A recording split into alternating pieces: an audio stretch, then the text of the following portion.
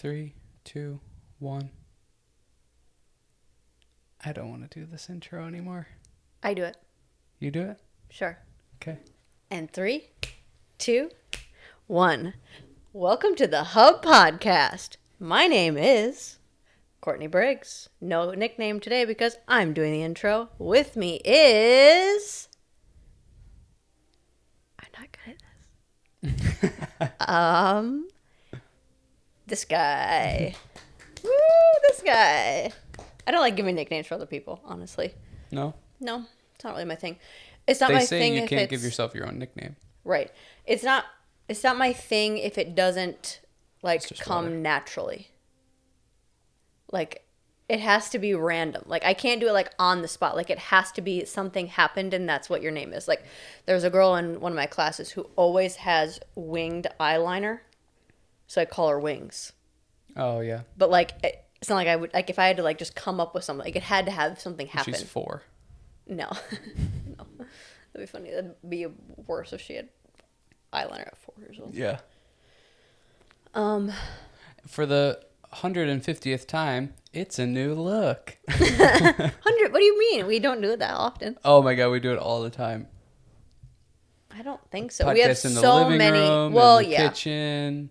yeah. But when you do like This is different every other time. But No, it's not. we're figuring it out. this one in here is not different. Oh yeah, it's totally different. I feel like we've only besides this is like the second one that we've done in here. No. Okay, I don't remember. You're off. We've changed it so many times, but it's fun. Yeah, Trying to people figure get it out. bored. People get bored. I don't want to keep it the same. People get bored looking at the same thing. I think I'm trying to figure out what I like.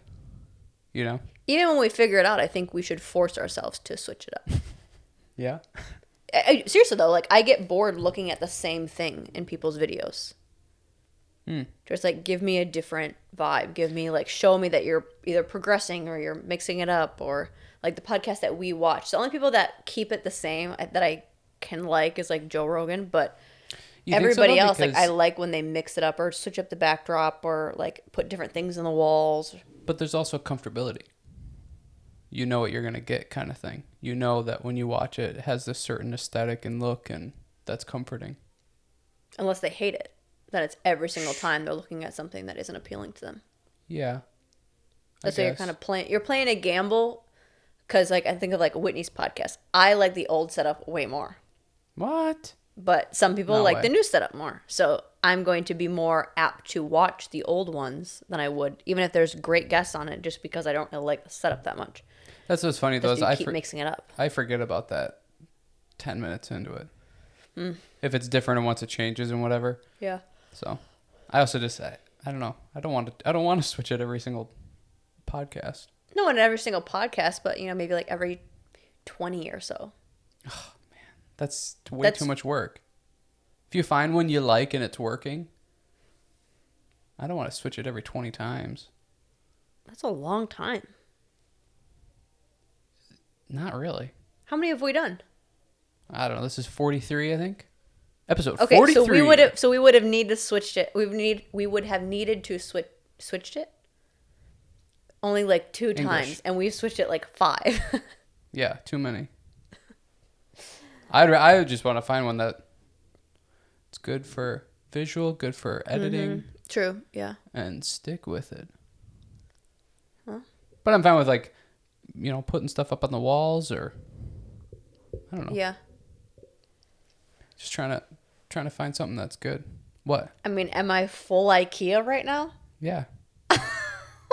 You're Sweden. Way to represent a IKEA chair looking exactly like the store. You have to talk in a Swedish accent the whole podcast. I don't know how to do that. But I mean, this blue is identical to the blue. This yellow is identical to the yellow. If I took this off, but You just love IKEA. I do. I really like IKEA. IKEA is one of those stores that it's like Home Depot. I love going into Home Depot. I love going into IKEA because it means you're doing something exciting with your house. Home Depot is just the best. Because like you don't go into those stores for any other reason. To where like you're going to like Walmart or Target, there could be something else you're going in for. To where IKEA or Home Depot, there's only a few things that you would need to get in that store. Yeah. Or both of those stores, and it's because you're doing something fun. Like Yep. you're getting new furniture, getting new chairs, or getting new like household things, or you're making something. Yep. That is It's so the fun best. to me. It's so awesome. Best store, Home Depot. Because like you said, you're going in and doing a project. Mm-hmm. That's usually what it means. Or you got to get a new tool or To do a it's new just good project, stuff. probably. Good stuff. Yeah. Yeah, I like Home Depot. It is just like the good feeling stores. Because it attaches to good like memories or times. And or, like 100% of the time. Like right. you said, you like, would never need to go in there otherwise. you're not going into IKEA to... I mean, if you're going into IKEA to go to lunch, you're a psycho. Sure. That's well, it's weird. really it's like what else would you go? It's not like it's like I said. It's not like a Walmart or Target where there's a lot of other things to get. No, you're usually getting something like decorative or Yeah. you're getting a chair or whatever. But yeah, it's awesome. Home Depot, it's the same thing. Like if you're going in there to like get a candy bar, I'm watching you. You're weird. I love IKEA. It's one of those like smart store. Like I know people shit on like the quality of it and whatever, but it's like okay, we're about to do a move. What are all the furniture that we're keeping? The IKEA stuff. We're Yeah. ditching all the non-IKEA stuff because Yeah. it's easy. You can break it down. You can take it with you. You can put it back together. Like super, super, super simple. And It's like stuff like this where it's like you can't take. That's like built. no, you can't take this coffee table apart, but both of these chairs we can take apart. Mm-hmm. It's awesome. I don't get the quality thing. Maybe in, 2 more years we'll realize that it's junk, but I don't get the quality argument. None of our stuff has fallen apart or done anything bad or No, it's probably a comparison to like older furniture. Like any furniture now, you probably can't make that debate because like we got our couch new, we got our recliner new. Both of those recliner is kind of broken. Like the couch is obviously going to be worn in and whatever, but I feel like, like the dresser in there, things that are like built a while ago with like good wood and yeah. craftsmanship. Well, maybe Those I that's- think last typically more than the like you build it kind of stuff. Yeah. But I think a little bit. I think there's also like anything lasts in how you treat it. You treat your car like junk, Sure. it's going to go quicker. You treat your coffee table or your dresser like shit. You slam the drawers every time or you don't slide it in evenly or whatever. Yeah, it's going to go to shit. Everything's going to break. But yeah. if you treat it good, it's going to last. Do you think it's maybe like IKEA uses maybe not environmental friendly products? No. And that can be kind of a... I think the material that they use, I don't think it's anything to do with environmental issues. I think they probably use cheaper materials. Like you're not getting wood. Well, that Like goes it's like hand in wood hand. that actually has like But that's kind of what, like, why people have issues with it is maybe it's because cheaper materials are typically the materials that are not good for the environment. So that's what I'm wondering is like if that's maybe a part why people have issue with it. I haven't heard it from that perspective. I've just heard it I of haven't like it's cheap material, so it's gonna break. Yeah, They're we not haven't- making it with like real wood. But it's like, okay, but then you Yeah. use real wood, like that's still gonna chip. It's still gonna break. Like I don't Yeah, know. it's also aesthetic too. Like IKEA definitely has a certain aesthetic and That's look true. that That's people true. just don't like that. They want the real wood look and the old Yeah. school or maybe not even old school, but just Which I get that. You're Real wood you're look. definitely not gonna find that there. no. You're gonna find, that. That modern clean edges, straight lines. Yep. That would be Which is so more cool my to do like how they have the room set up. Oh, that'd be so cool to do that. Can you think of one that you want right now? I can think of one. That one kitchen that we saw, the green The and green the and gold. gold. It's so cool. Green and gold cabinets, green cabinets with like gold, Accents. whatever. Yeah. Oh, so cool. Ugh. Just the best. We talk about a lot like It's just water. living different. You're making a very big deal about it, and it's kind of hilarious. You're like I'm like just when having little water. I'm when hydrating. like little kids make jokes, but they like did you hear that? Like, did you hear what I said? That was because it's the second time you said it. Isn't that the whole point of the podcast? people hearing what we say. I know, but the fact that you're like restating it, like, hey, just in case you didn't hear me the first time, like I'm saying this joke again. Is this water? What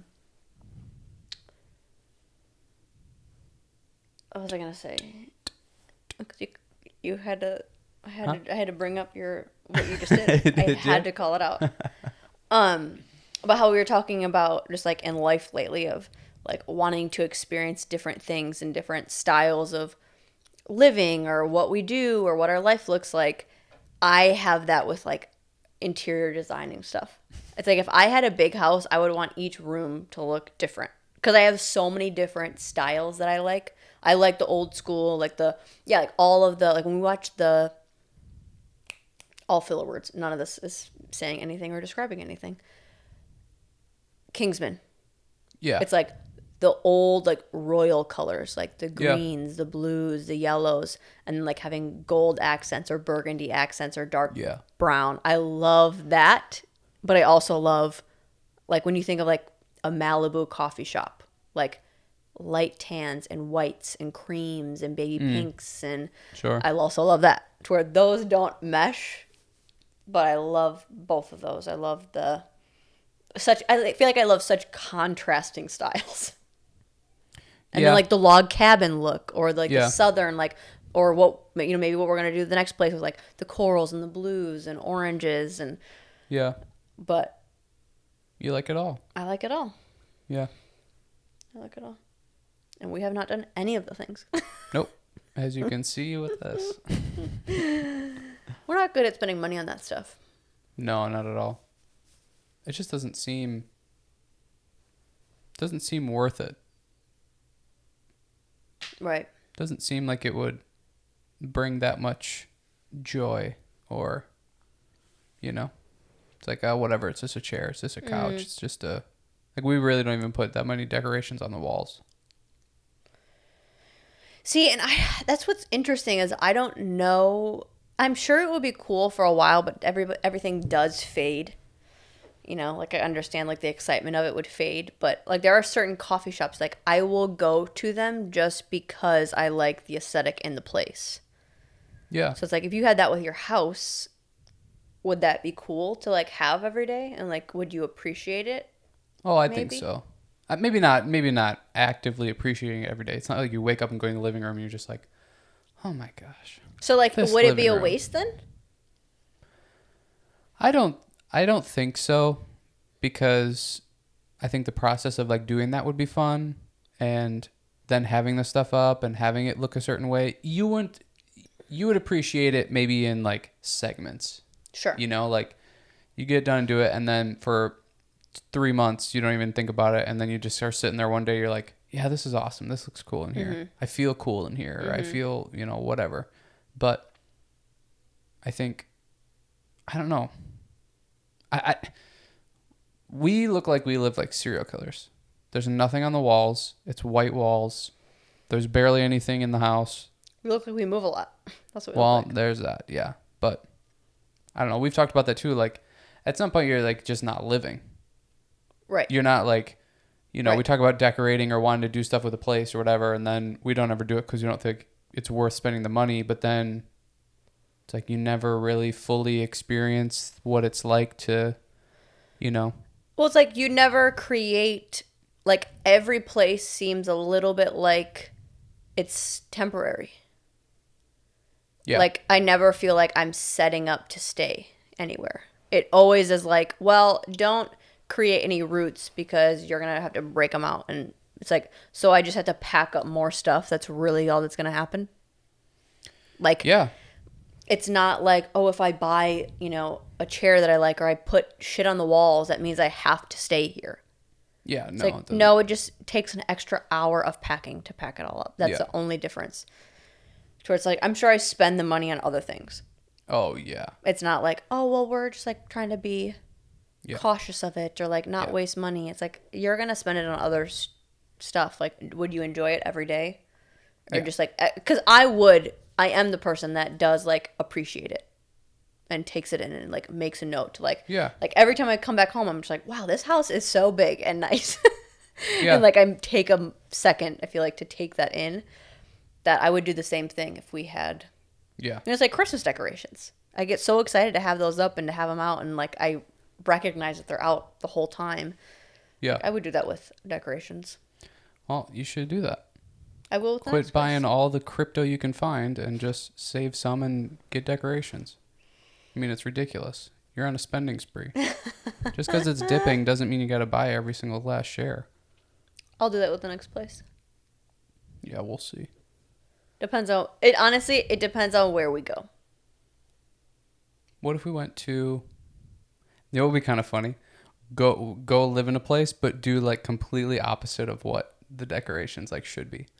Like let's No, go. I hate that. Let's go move to Montana and then have it be like super like beachy. Like, no, I hate Just like that. the rug, like the light blues and the yellows and See, that's so not how I work. Because I would not like that I'm aesthetic. just saying then. it as a joke. Like it'd be a funny, not like I think that's cool. No, I know, I I'm know, just I know. saying like it'd be funny to like, No, okay, somebody yeah, walks yeah. into your Montana house and it's like aloha. Yeah, yeah. Like, you don't know where you're at, right? Yeah. Like this isn't Hawaii. What the hell? No, but I guess why I'm wondering why it taking was your snowing. joke seriously is because I feel like that's something that I actually do take into account of like, I Yeah. want to dress a certain way because I live here. I want to decorate this house because it's in Texas. Same thing of like whatever, like, you know, like if we say we move to Boston, like I would want it to be so Boston. You start talking in a Boston accent. No, that is one thing I will not, even if we loved it there, Oh say if my we God. moved there and we loved it, I would still fight my emotions to force myself to move somewhere else to have kids simply because I wouldn't want them to talk like that. Oh my God, no! You would totally dive into it. No, that is the, You already I did say here. this with kindness. You already did here. It is the ugliest accent. The Boston one. Yes. I hate it. There is nothing about it that I like. Southern, I can deal with. I like You know, Southern all our accent. Boston listeners are going to be real pissed at you right now. Yeah. Well, show me one. Show me one. Oh my God. What do you think about people saying Boston's, like, people are rude? I feel like every video that I've watched, people talking to me, like, that is a very consistent comment that I hear. Here's the thing: is ideas come about, and then people believe them, and then don't think further. That's what I'm asking about it. What do you Everywhere think? you go, people are rude. Everywhere you go, people are nice.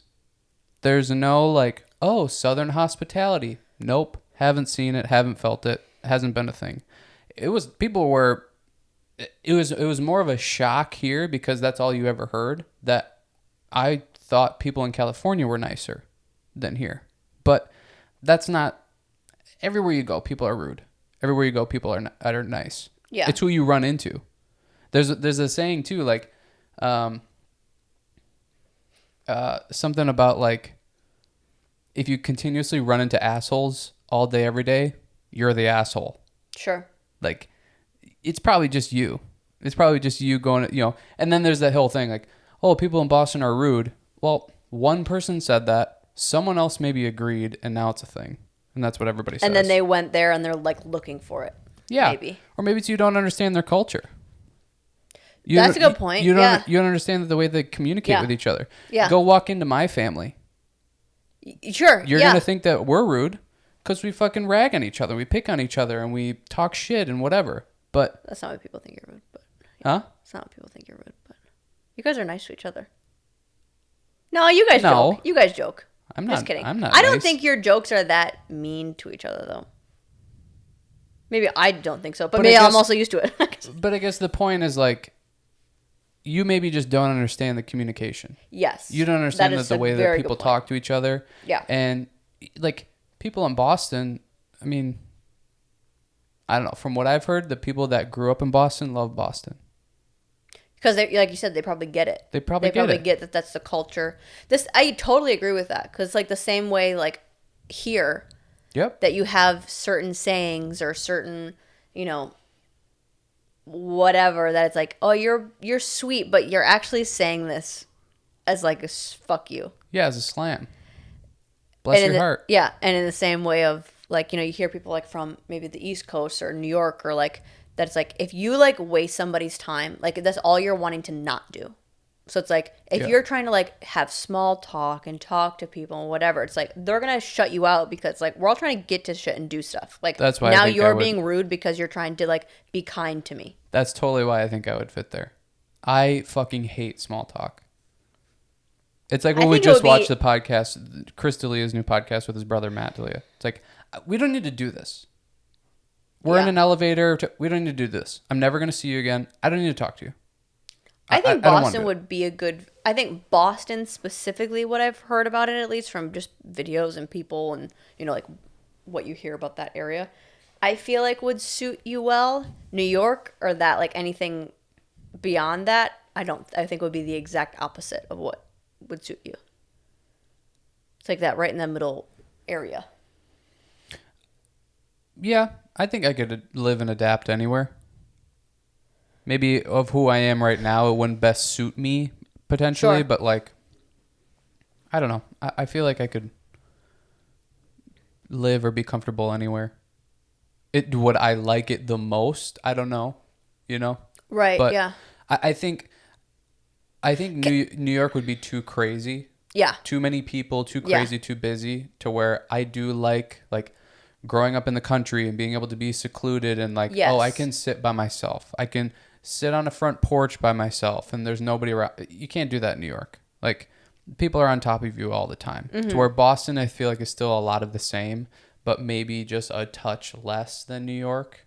And then you just have kind of the attitude you're talking about of like, don't waste my time. We don't need a small talk. We don't need to do this whole thing. Like, let's just go and move and do our things. We don't need to like be best buds. And I think that's what annoys me about places like California or here. Right. Is like, it's this fake, let's be friends bullshit. Like, Sure. I'm not your friend and you're not my friend. And we both know that. Why are we doing this? Right. Let's just not do it. Yeah. And I guess let me go further into it. It's not that like, oh, I think you'd be good in this place and you wouldn't be good. I think you're right. Like, you would adapt to whatever you're in, but more of the like, what would support your natural way of being. Like, California somewhat supports my natural way of being. Yeah. Boston maybe with that of like just the cold cut. You don't need to fluff any. There's no razzle dazzle there. No. To where New York, I feel like there is still a little bit of that razzle dazzle. People are there to work. People are there to dive into something. People are there to like be involved and go. That's not you. To where I think that would maybe feel like intense, but not in the fun ways. To where you would like feel like you're drowning in it a little bit. To where Boston would be like just enough that would validate your natural personality, and it could be like a fun experience rather than like, well, I have to adapt to where I'm at, rather than like, this is just so natural for me. Yeah, I think there might be truth to that. Like, your natural state of being, kind of finding where you would fit and live there and be there. To where you don't really have to adapt that much. No, right. I don't have to change that much. Yeah. To go there. Yeah. You just have to be. Right. What's that? Yeah. Yeah. Why don't you think? Why and do you that's think? why I would not fit in Boston. Why do you think you don't like it in Texas? Which, Austin. We've been told That's true. We've been told a few times too, like, Austin's not Texas, so.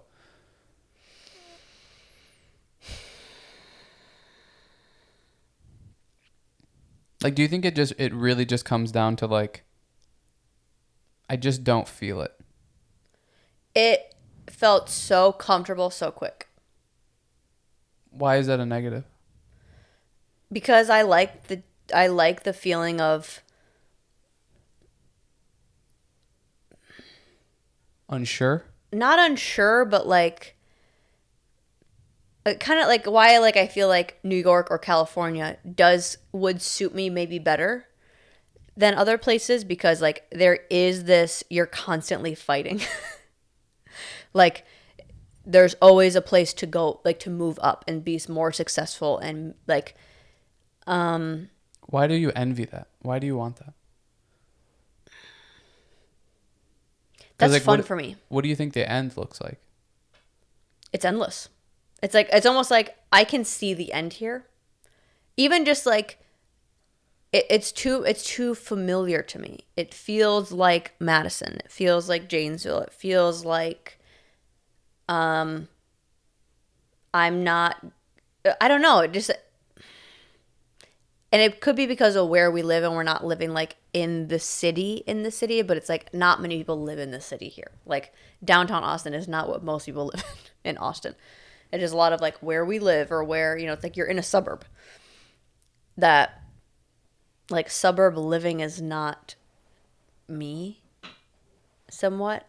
Like Pasadena's suburbs is more me. Of like, people are still kind of always on edge. People are still like fighting for their careers and wanting to strive for something greater, and not just like, I'm just here and gonna have kids and gonna live my life. Not that there's anything wrong with that, but that doesn't like fire me up every day.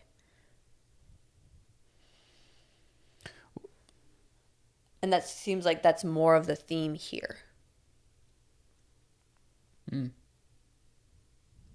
you think you'll ever want to settle down then? Yes, but in my way. It's like I always say, like, I want beach babies.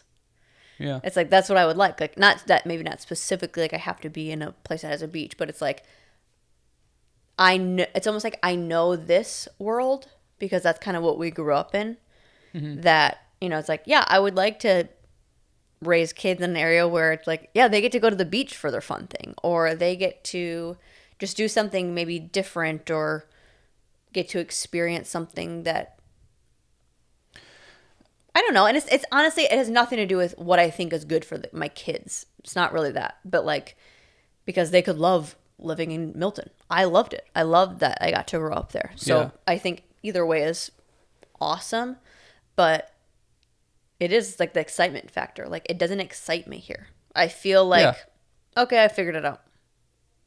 To where I kind of always want to be like, what is this place? Because I think the logic with that is that's always going to run out. You're always going to get comfortable, and then you'll always have to try something else and move. To where I think that's fine at our age or what we do. I think it's fine forever. But when you talk about like, I don't know, just like having certain things or doing certain things, like then it becomes somewhat of an issue, I feel like. And that's where I feel like I search out areas, like say like California, where it's like the end of getting comfortable is so far away. I don't think so. That it's like, I may never reach that. I don't think so. Why? Like you grew up and lived in Wisconsin for the first 18, 19 years of your life.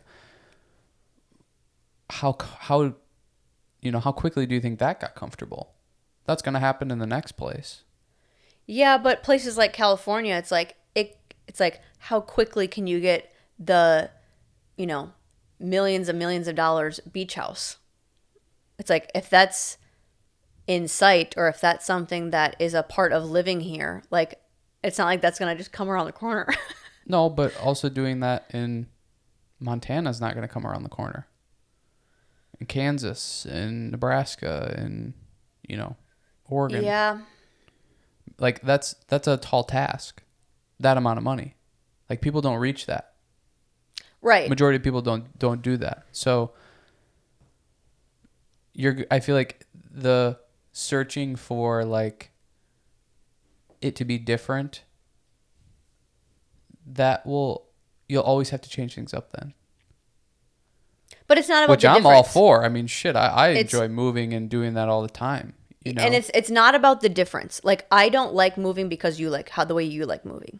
Of like, you like experiencing the different things and having to figure it out and like, whatever. I don't really care about that. It's more of the like finding something that I can tell supports naturally what I like or who I am, or like what I have more about. That like Montana, sure, you could have a big house and a lot of money in Montana, but the people that I'm surrounded by maybe don't think the same way, or don't. It's like growing up in Wisconsin. Like, I was the one that was different. Not in like you were different, that's a good thing. But like, I mean, there was a lot of people that were like, what are you doing for your job? Or like, what's your, like they didn't understand and that's nothing wrong with that. But then I go to California, it's like, oh, there's a bunch of me's here. People get where I'm coming from. People get what I'm saying and goals that I have, and that makes sense to them. And like they have similar things and see life in a similar way, that I think when you're surrounded by that a little bit more continually, like those aspects that you love about your life, I think can kind of flourish a little bit differently because the space is set up for that. Like the space is set up for art and what? I was gonna say, so I feel so. Why you enjoy moving, or maybe not even enjoy, but why you move is you're kind of searching for something. Not anymore. Okay, so then what is it? Because I would go back to California. I already found it. Like I don't need to search for that. It would just be going back to when I found it. I think right now with the moving is just like experiencing different ways of living and having fun. So kind of the adventure and the experience of it. Yeah. And it's like whenever I feel like I'm not interested anymore, then I'll stop. Hmm. And if I find something along the way that I like just as much, and then like logically it makes more sense. Like say the next place that we move. Say if I like that just as much as California, it gives me the same feel. Like, okay, cool. Maybe I'll go to another place just for the adventure of it. And now I have two places to choose from when I want to like settle down and go back to. But it's like, I don't need to, moving out of Wisconsin was maybe the searching. It was like, oh, I can find something different than here. I can find something that suits me a little bit more. Me And then I too. found it. Yeah, the first place I moved, I found it. I think I was searching for something as well. And you feel like you have not found it. I don't think there is, for me, I don't think there is anything to search for. Yeah. It is turned into like, oh, I just enjoy moving and experiencing things. And, you know, the adventure of it. And, you know, I'm a journey, not the destination person. Right. But it's, so do you think if we weren't together, you would do this? Or do you think you would be first flight back to California and living there? I would have never left. See what love does? Yeah, I would have never left. You just can't win, huh? No, can't win with love. No, but that's heartbreaking. Like, that's kind of like a part of it was like, California wasn't working for you. So, like, Life it's like wasn't I was working, still, though. Sure. But, I don't know. Like, again, it's just like, I am so open to just like taking big risks and chances on things. So it's like, this is here. I know I can come back to it. I know like, and it was definitely the hardest. It was very hard for me. I mean, it's like whenever I talk about it with people, it's like, to me, it was, I experienced heartbreak for the first time leaving California. To where, I mean, you went full like, you know, you're Swedish now. You only wear IKEA color clothing. You really changed. You changed into. Yeah, it's called being unhappy. That's what it is. I wish I knew what a Swedish name was. I honestly can't. I don't know. I have no clue. Put in the comments a Swedish name. I don't know like their culture that well. Is Sven a boy's one though? Maybe Finn. Finn maybe. Be. I don't. Girls, I have no idea. It's probably like Rachel. Yeah, it's the same. This is like normal shit. Yeah, I probably never would have left, but I don't know. That was also something too. Like I did want to move to Texas when I got older. Like Texas was going to be the place that I was going to settle down. That was my life plan, was move to California for 10 to 15 years. And then when I wanted to have kids, move to Texas and you raise your babies in Texas. To where it's like, I'm so grateful that I got to experience that. Yeah. Before it was like, oh shit, now I got kids and I got to move again and I don't like this. Yeah. Like that's way more dramatic. Do you think that that's been beneficial for you or negative of having, I think you say it, having a life plan, like you say it somewhat literally, but also somewhat not, but kind of mapping out your life and looking at things and going, okay, this is kind of how I want it to go. And this is where I maybe want to be, or the type of person I want to be with, the job that I want, doing all of that. Do you think that that's been a benefit to you, or do you feel like that has not been? Which would be Can I say both? Yes, I can. I guess that's the obvious answer. So well, okay, I was hoping for something a little more exciting. But let me explain though. Like, it's been good with, I think, my career. Even though my career has taken so many turns from what the plan was, but I think having the bullet points has helped me stay on track and helped me like have goals and like a direction that, like, when I've stayed on track, it allowed me the flexibility to veer off over here for a little bit and veer off over here. But like the same idea has kind of been the same, and I've gotten what I've wanted and continue to get what I want and like explore even beyond than what I thought, because I'm kind of allowing that flexibility and the openness and just kind of like whatever opportunities come to me, I'm here for it. And then that maybe had nothing to do with what I thought I was going to originally do or like, but now I love it and that's what I'm doing. And then maybe that will change. Like I always say, like, well, what do you want, this to turn into? Or what do you want your life to be job wise? It's like, I don't know. What we're doing now, I never thought I would ever do. Mm-hmm. So 10, 15 years from now, like I kind of don't want even to limit myself, because I want to have a direction. I want to make money. I want to maybe work for myself. I have certain bullet points, but beyond that, it's like, I don't want to put a specific on it, because I could limit to myself to something even greater than what I could even imagine now. Yeah. That's what's so tricky about, I don't know, being a 24-year-old, whatever worth that is. That's what's so tricky about like both sides of the thought. Is, okay, I'm going to plan everything and go according to plan. Well, things come up that you don't expect. You maybe are gently forced into situations that you didn't plan for, you couldn't do. Certain feelings that you didn't know would come up, or just certain situations. But then there's also the other side of, well, I'm just going to be open and let things come to me or whatever. You can just be aimlessly roaming and doing nothing for so long and wasting so much time. So there's this really weird, delicate balance, it seems, that you need to have a general plan and follow that. And then when things come up, kind of ask yourself the questions. Like, be open to things changing or being different. Somebody with a super strict plan that isn't open to anything can maybe miss out on opportunities that they would actually enjoy more. But then the person that doesn't have a plan whatsoever can just waste a whole bunch of time and not get anything done and not accomplish anything. And it's so difficult. And I feel like you have done such a good job with that, and I have done such a bad job with that. Well, and I think it's like my life, like I said, like I had such a specific plan that with certain, besides my career, like other aspects of it, it has forced me to practice just the mindset of like, okay, this is where we're at. This is different. This is not what I had expected. And you don't have the choice a lot of the times.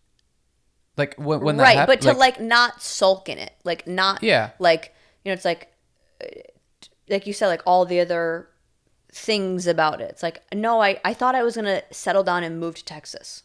Mm-hmm. Well, that's not the plan anymore, because I don't like it here. Yeah. So I could go, oh my gosh, well now my whole future is ruined. Or like, shoot, now I have to like scramble and find where I'm going to raise my kids and blah, blah, blah. It's like, or I could just go, yeah, I don't like it and I'll figure it out later. Or like relationship stuff. Like what we have now, or like our relationship or who you are, or whatever, that's not what the plan was. That's not what I thought. Like, even what it's like the start of a relationship. It's like, that was the guy that I started dating. That's the relationship that I thought I was walking into. But it's like that evolves and that changes as you grow up. that you just kind of have to continue to like, okay, this wasn't a part of the plan. Oh, okay, that was not what I thought I wanted, or that's not what I wanted, or that's not what I thought like I foresaw the future was going to be when that happened. But you just continually have to like, okay, pivot and adjust, pivot and adjust. I think that's what we do a lot of the time. That's just almost silly, is we expect things to stay the same. Like Or expect it to go as planned, period. That's crazy. Yeah, a little bit. But like, we you just have so little control. Like, we're just shocked when things don't go the way that we think they're going to go, or when things change, period. It's like, we were talking about it kind of today, or I alluded to it today, of like, you're growing up and I'm the youngest of 5. You're growing up and you just think that this is how it's going to go forever. Mm-hmm. And then all of a sudden, like, your siblings start having kids and they have their own families.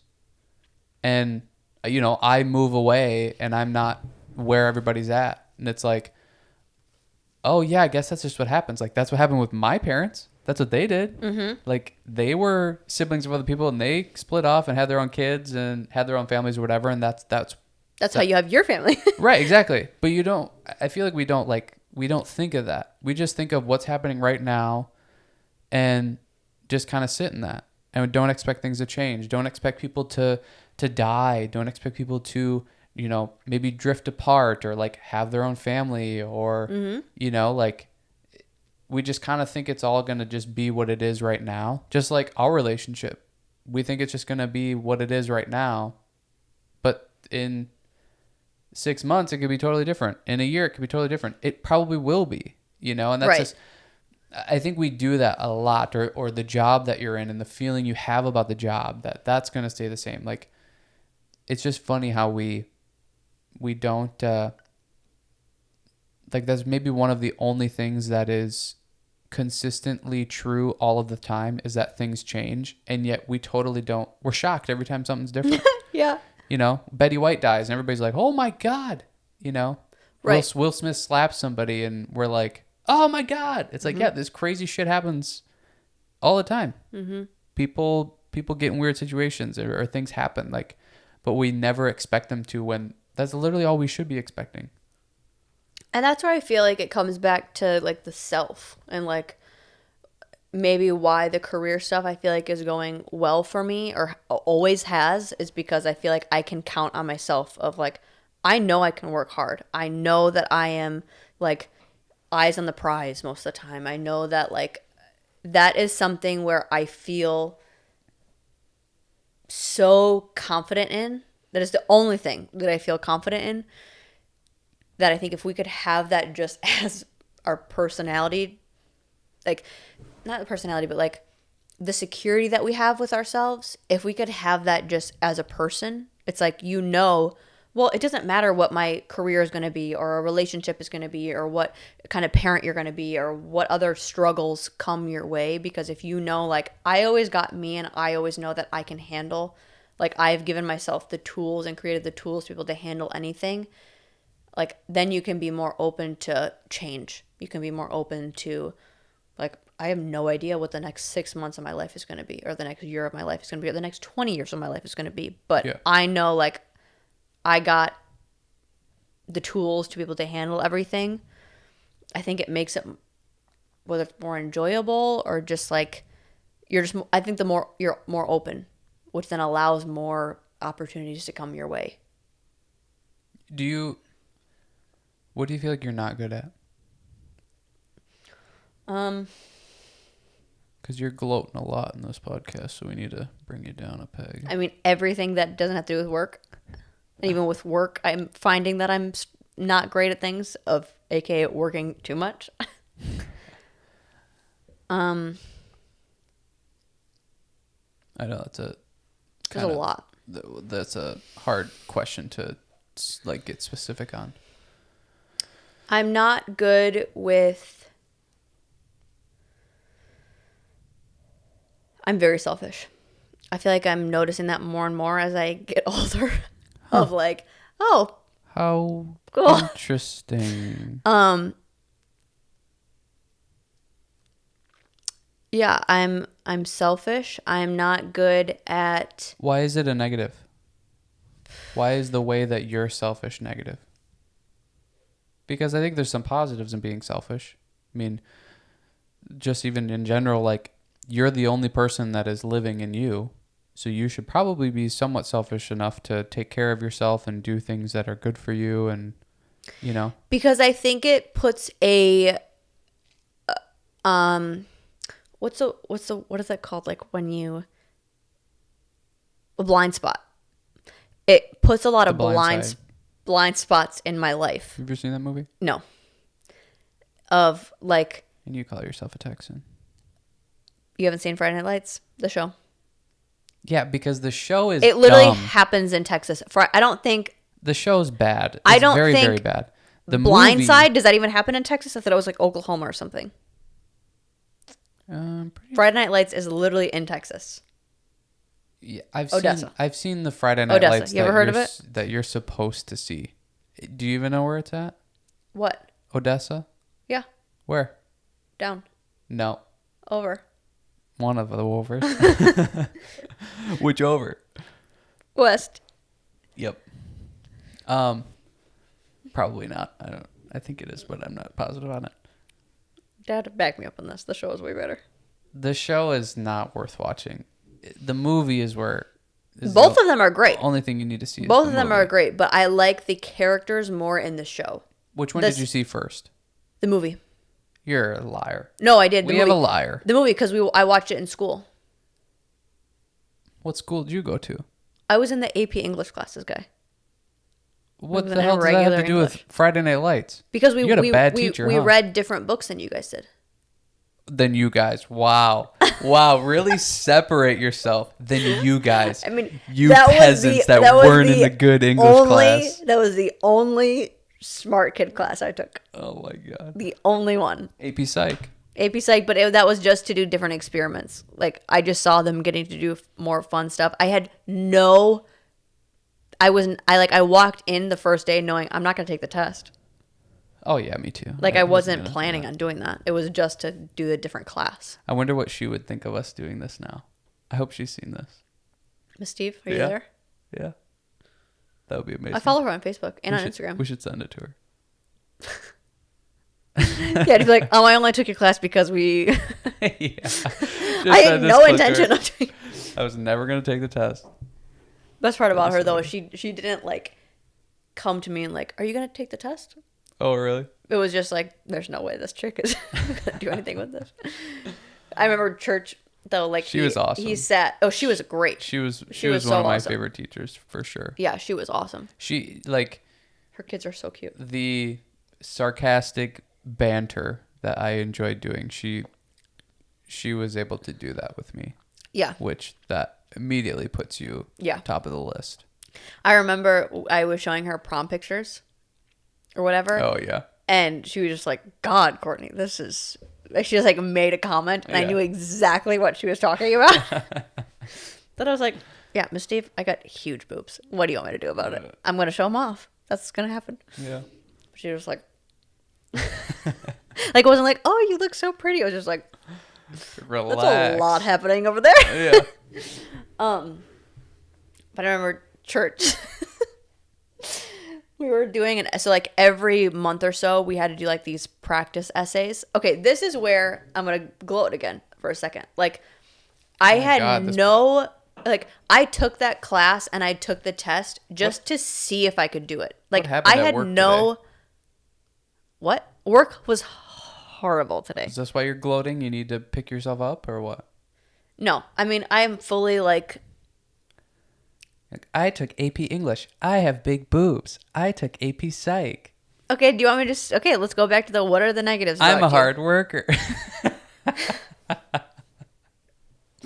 Okay, I'll go back to the negatives about me. Skip the story. No, but what were you talking about with the essays?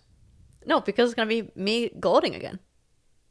No, but so I'm not going to go into it. That's fine. No, it's not. Accordingly to you, that I need to only talk shit about myself all the time.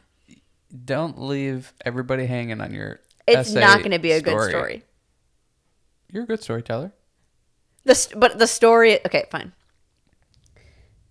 That's the worst when you're watching podcasts and they bring something up and they never go back to it. Okay. That's why I'm going, No, tell the story. We Everybody's on the edge of the seat. we had to maybe you guys did this, I don't know, and like maybe just this was part of English, but like we had to read an excerpt or a story from somebody, and it wasn't like a story, but it was like one of them was about space exploration or something, and we had to it was I timed, but already you had know to what you wrote. you had It's to not real. you The had moon to- isn't real. I don't remember what I wrote about it, but you had to read it, and then there was a certain structure in the way that he made you write it, and you have to like choose certain words, and like there was like a whole structure to how you had to write these essays or whatever, but it was timed. Before the test at the end of the year, I was going on a flight somewhere, whatever. I was on a flight somewhere. I like did 5 of these like practice. Like I timed myself, and I like Why? asked him for extra essays. This is what I'm talking about. Like I knew I wasn't going to college. Like So why are it's you like, doing this? this is just like the part of me of like I just wanted to see if I could. Did I pass the test? No, I couldn't do it. I couldn't do it. But like I put in so much freaking work for the test, and like the class I tried so hard in. But like a week before the test, we were like done with one of those essays, and there was like an empty desk in front of me, and he just sits in front of it, and he looks at me. He's like, I don't think you're gonna be able to pass this test. And I'm like, I'm fully aware of that, but I'm still gonna do it. I'm still gonna pay for it. Like my parents are like, Why? I'm still gonna try it. Because I wanted to see How dumb you are? not even how dumb I was, but it's like I just wanted to see if I could. I wanted to see if I could. Like the personal training test was the first thing that I like did, and I worked really hard for, and I like academically, like I worked really hard for, and I tried it, and I passed. Why English? You did pass it? No, I didn't. The personal training one. Like that was the first test in my life that like maybe not first test. I don't know. That's like dramatic. But like the first You only passed one test in your life? the first Oh my first God. really big test that mattered. Yeah. Really? Yeah. Oh, it was what a so what a meaningful to sad me. life. Because I was not good in school. Like I am so dumb. I am so dumb. So the fact of like just trying to see if I could do it, or could put like almost like could I work hard enough to pass this thing? I get that. No, I couldn't. I would have never but- done that with school though. Oh man, It was that was it so was not worth it was just English for me. I Yeah, really why liked English. Did it? Because I for me, think because it's the one class that you can be creative in. see, this is where we're totally opposite. Because I enjoyed math. Because it's clean cut. Yeah. It just Yeah. it's why I love sports. There is a outcome. There is a definitive thing that happens. I don't like this bullshit subjectivity. Oh, it's the worst. That's where like the English part of it, like besides the grammar aspect of it, which even though I don't really have that good of grammar now, I was really good at in school. And because I could see this is going to be helpful for me later. This is going to be helpful when I'm writing professional emails. This is going to be helpful when I'm talking and speaking to classrooms or to people, or to like when I'm educating. Like the way that I communicate professionally is going to help me. So that's where like, I could see, like I remember thinking of that in 7th grade when I had Miss, I don't remember her name, but she's like, you really like writing and like pay attention to the grammar and the why, and like why do you put a comma there and whatever. And I would get so intense about it. But it was like even then I was like you would get if intense about it. Oh, where does the comma go? No, but it's like if in math, if they were like that's wrong, I'm like okay, it's wrong. I'll try to figure it out, but like I don't need to know the why. To where with English, I always wanted to know the why of like, but tell me the formula of why do commas go there? Why do you write in this way? Why is this a proper thing to say over this? Because I always knew that it would help me later on. But I think why I liked it was the creativity aspect of English, of like writing assignments or reading, and you could read and you could interpret a book differently than the person next to you and be able to articulate what you thought about something through a verbiage. And that's exactly why I didn't like English, or I didn't like those classes, because I could fuck off the entire class and then if we need to write an essay or whatever, I could throw some bullshit together and get a decent grade on it. And Yeah. that to me was just like, this thing is fucked. Yeah. To where math, I couldn't do that. Yeah. You had to know the formulas. You Yeah. had to know the steps. You had to know how everything worked. Otherwise, you didn't know how to do it. And Right. that just made more sense to me of like I could just shit on a paper and hand it in and you're going to give me a decent grade. Like this doesn't work this way. And then in a sense, you kind of see that now. Like these bullshit art things Yeah. that happen. Yeah. Like you fucking tape a banana to a wall and that sells for $1 billion. Like what the fuck are we doing? You know? That's so dumb to me. That is dumb. That's the negativity That is dumb. of art and of creativity or writing or that stuff. That's what I at least like about writing or like authors is your book's not going to sell if it's bad. Like there are some books that's like, I oh, well, this disagree. person writes it, so okay. You know, but like There's so much. there's paint, like there's certain art where it's like, this is the dumbest thing. It has nothing to do with like how you interpret it. To where a book, Yeah. there's a little bit more like some people like it, some people don't. But you still have to put in the work to put the words together. There is still effort that has to be made to where there is some art where it's like there was zero effort. Yeah. This is Yeah. stupid. Art, there's so much pretentiousness. Yes. Science, there's so much arrogance. The arrogance is like, I know how this works. Sure. These are like kind of what I'm saying. These are the steps. This is the formula. This is what it is. It's proven. You can't tell me otherwise. There's that arrogance with it. And then art is pretentious of just like that. You could just shit on the ground and say, "Oh, look, it's this and that." It's like the best salesman ever.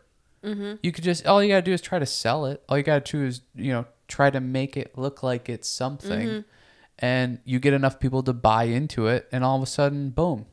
Yeah. Those are the negatives of those things. Those are like the extreme negatives. Yeah. Did you like that we had to take speech class? I disliked about everything that had to do with school. Okay. I was that kid that was like, I don't think any of this is going to apply or work or do anything, so it's stupid and I'm too cool and blah blah blah blah. Yeah. To where now I wish I would have known what I know now and just paid attention or did the things that what I feel like, at least my opinion about school is now. I wish I would have applied those things or worked on those. And that's what's tricky about high school is we're brats. And Yeah, I we're think too young in a way. We think like, oh, none of this applies. But it also kind of like, you don't really know what applies. Like Exactly. that is where I did have a leg up, I feel like, on high school for myself was Here like, we go but again. but it was like, I didn't really have to stress about like getting a good score on was it the ACTs? Is that what we took? Mm-hmm. The ACTs, or like, I didn't really Yeah, have would to. you get like a 6? It was honestly horrible. I think I got like an 18. It was I know a lot of people that got really 18. bad. I It was think- really bad. I think they were just handing out the number 18 to a lot of people. It was. I didn't finish most of it. I was also so sick the day that we took it. But again, it was like, what matters? Like, who cares? Like, I had to go to the bathroom to throw up multiple times during the test. Was that the mono time where you were kissing all the boys? No, that never happened to me. Oh. That never. I wish that was my life story, but no, that was not what happened to me. When did everybody get mono? Freshman year. I don't remember people getting mono. I remember I remember going the into- football sickness that you guys got, but that wasn't mono. Yeah. I got lucky with that. I didn't get sick. No. I got lucky. I heard it was bad. Oh yeah, you could hear all of the guys in the bathroom for like 2 weeks straight. Yeah, they weren't throwing up. No, I know. They were, yeah, Yeah, I know. different hole. Yeah, I know. They were very vocal about it. It's coming out their ears. Okay. But going back to the high school thing, like, because I knew what I wanted to do, that helped me appreciate the classes that I was taking because I could see the direct correlation. Like speech, I was like, this is so smart that we're getting made to take this class. I don't really like the I teacher don't think teaching we it. did. Yeah, it was like one of those like you had to take it classes. I don't think. Senior year, like it was either you had one or the other teacher, but it was one of those like English classes that you had to take. I disagree, but Okay. sure. I'm surprised that you would have taken it then. I the just people heard. that were in my classes. I just heard that it was the easy class to take. Gotcha. Okay. Because we still took English that semester. That's why I'm confused. Like, wouldn't that be an English credit then? Yeah. So why would we have to take 2 English credits? I don't know, but I feel like I'm right. And Okay. Let's Let's say that. Okay. Then it doesn't matter. proves my point even more of why I thought it was important. Because I was like, being able to speak I mean, I took it because I eloquently heard you were in in front it. of people and to be able to articulate and be like, that I think is so important regardless of what you do moving forward. Yeah. And like I was able to take certain business classes and accounting classes, and the multimedia classes were huge for me. You know were what? huge for me. Before you go on, that's the problem now. Is everybody took speech classes and now everybody thinks they have something to say. This is where it all stems from. People that didn't take it seriously.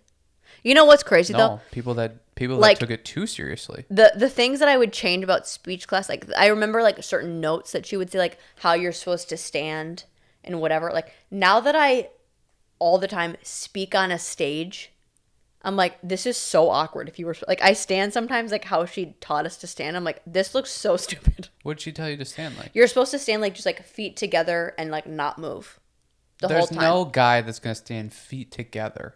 No, not like feet together, but just like regular stance. Like you're not supposed to like sit into one hip, or you're not supposed to like, walk back yeah. and forth or do you pace or do? whatever.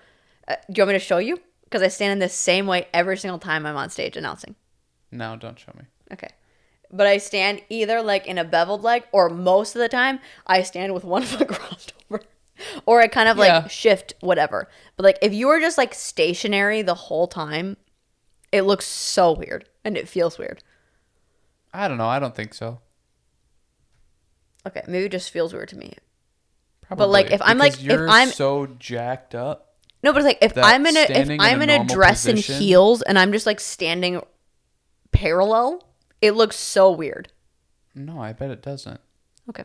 I bet it's just because you've never stood like that in your life because you've been told to stand like a duck. That would look weird too. I don't stand like that either. I stand in like a pose No, I know- on stage. I know you don't, but I think there's a yeah, it's a clean structure. You're not supposed to sit into one hip. That looks lazy, like you don't care, and it's not You'd formal. have to see how I'm doing it. Yeah, it probably like looks I'm like sitting in one hip with like my leg. probably It's looks like awkward because you're in pain if you stand parallel. No, it feels like I'm not. I don't know. It feels weird to me, but whatever. All normal things feel weird to you, huh? I mean, just. Am I really talking that highly of myself on this podcast? Yeah. Because you're just like tearing me down. There's a balance though. I'm lifting myself up and you're tearing me down. Classic. I'm challenging you. Okay. Seeing how long it takes for you to break. Break for what? I don't know. Candy bar. Kit Kat You want to go bar? back to what I think about my negatives are? I don't even want to would- ask you that question. Why? We'd be here all night. Oh, what I think your negatives are? No, what you think your negatives are. What do you think my negatives are? I bet you can't think of anything either. I think. Not because you don't think that. It's just you don't. Wait, what'd you say? What do you think my negatives are besides working a lot? No, yeah. What'd you say after that? Me saying like, I bet you can't think of any, or you won't say anything. It's not because you don't think. It's not like because you think so highly of me. No, I got a list. One of the things. I just don't think you pay attention that much. Oh, I pay very close attention. Okay. I think there is a certain selfishness to you that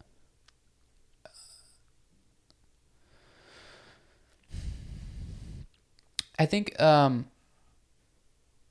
for a lack of better words, and also something that I think everybody knows what it means, is I think there's a little bit of you that feels like the world revolves around you.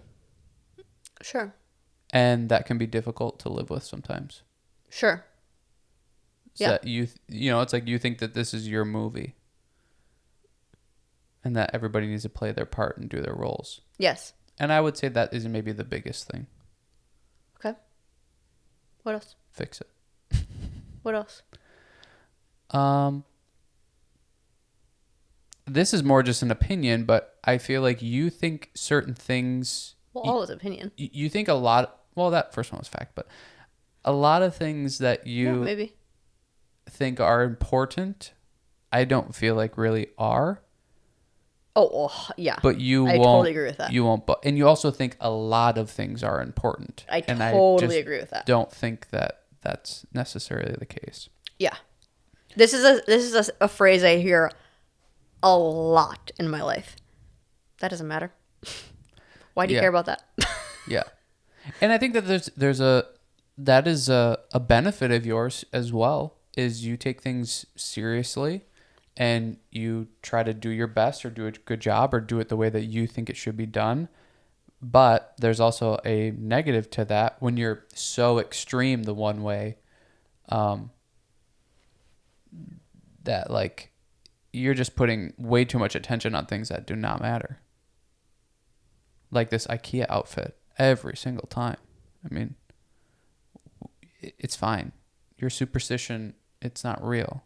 You don't need to do it in order for the sun to come up every day. Okay, next thing. You drink too much. You're way too into crypto. The drinking thing I might agree with. The crypto thing, not even real. You think the earth is flat? I wouldn't even know what to do. Even if I was like, I really want to invest in that, I would have zero idea. Honestly, I have a huge issue with you thinking that the moon landing isn't real.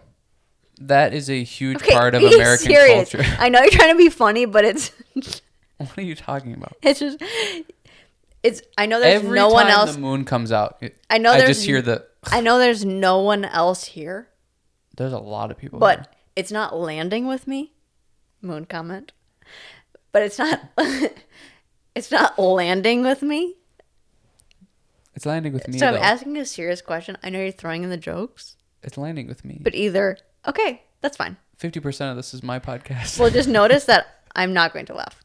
I'm just going to look at you. I'm laughing. For you. Okay. Good for you. I'm laughing. Okay. What else is wrong with you? Is that what you're asking? Not wrong with me. That's a factual thing to say. Just like, what like kind of like doing the question that they did on King and the Sting and the Wing is like, if you could be in my life or be in my body, what would you do? What would you say? What would you do to improve? Let's do this back and forth. We'll both do it. The first thing I would do. Actually, no. You just do mine. Okay. You just do mine. You don't can do mine. I don't think you want to know. Yeah, I'm fine with it. Okay. Don't tell me what. That's one thing. You're telling me what I think I should feel all of the time, just to feel how it is to like be strong, and I would just like go around and like open a bunch of shit. That's what I would do.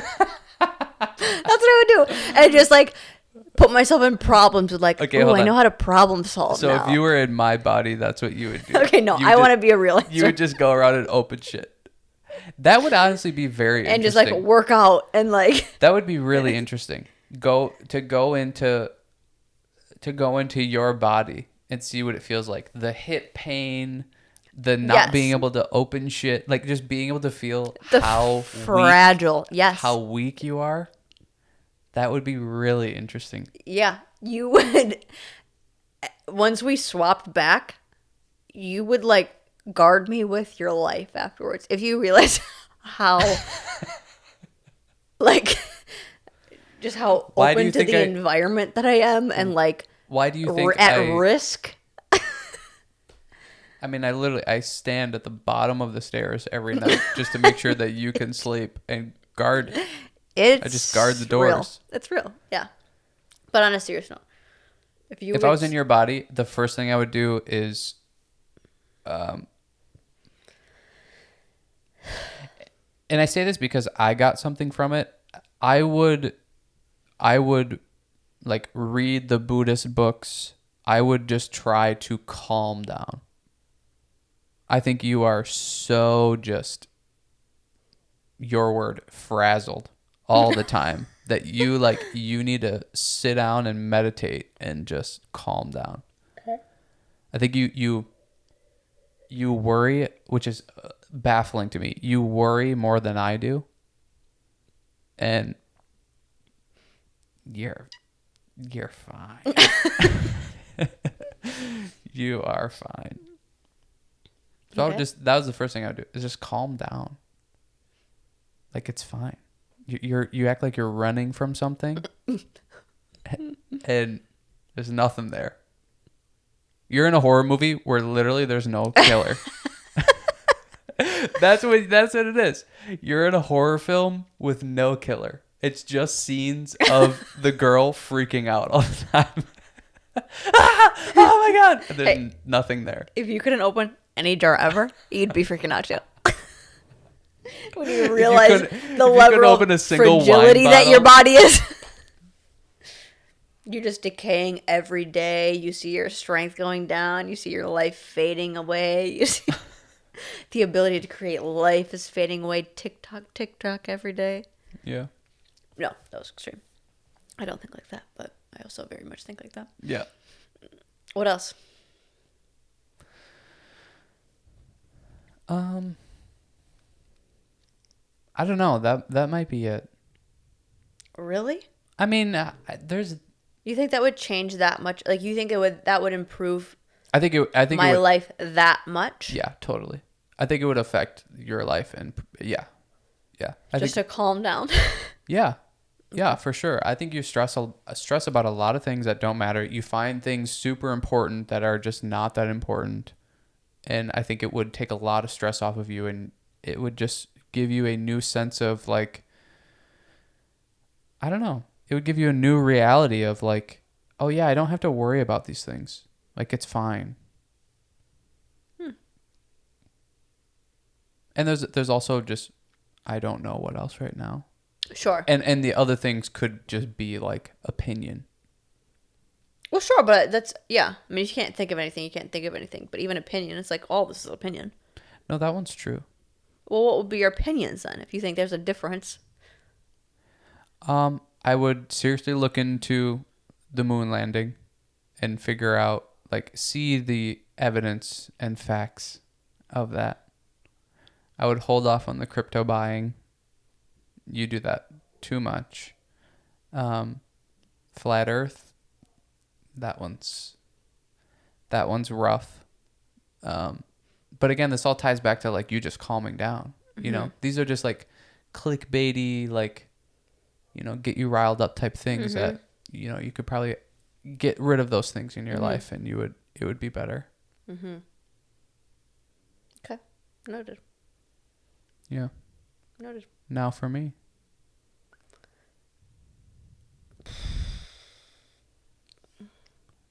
Drink more water? No. Your health regimen is perfect. Like, I would not change anything about how you eat, how you work out, the way that you live your life. And that way you are good. Like, I don't think you have to adjust anything in that atmosphere. You never have. I think, to go off of that, for you, I'm done with raw vegetables. Yeah.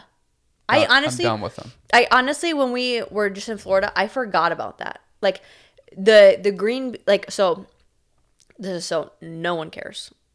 So we can talk about this afterwards. But, like, raw peppers, I'm good with. It was the raw green beans I'm not good with. The salads. Salads I'm not good. Do you feel like it's just green things then? Green vegetables give you stomach aches. Yes or no? What other vegetables are not green besides peppers? Peppers. That's it. Jicama, which I don't know. I haven't had that in a Jicama long raw, time, so I carrots. wouldn't know. Carrot? Cabbage. Cabbage I typically eat raw, but it's also, most time I eat it raw, it's with other stuff. So I don't know like if it would be the cabbage or not. That's a good, I don't know. Maybe it's just green. That's it, maybe because I think this is totally something for people to hear that they would Because- want to hear because they may be having like the same issues. broccoli lights my stomach up. Cabbage, or not cabbage, cauliflower, fine. Brussels sprouts? Again, another one that I don't know because I eat it with other things. Like it's typically in like a salad that I cut it up. So it's like, I don't know. Because that could be with like spinach and maybe kale and maybe those things raw aren't good with me. Yeah. Peppers I'm typically fine with.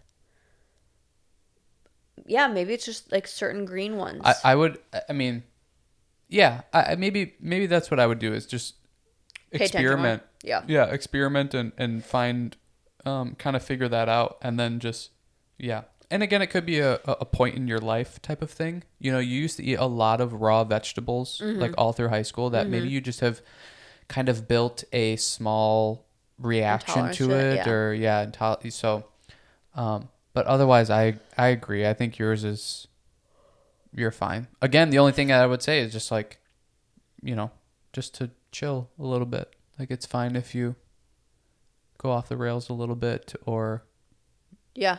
you know, even though That's that what with stinks, that is you it's don't just do so, that that's much. like what's easy. You know, it's like salads are easy to make. Cooking the vegetables is I harder to disagree. make. I totally disagree. Salads, I think, take way more time. Yeah, maybe. But what Okay, for so me? no raw vegetables. That's what you would change.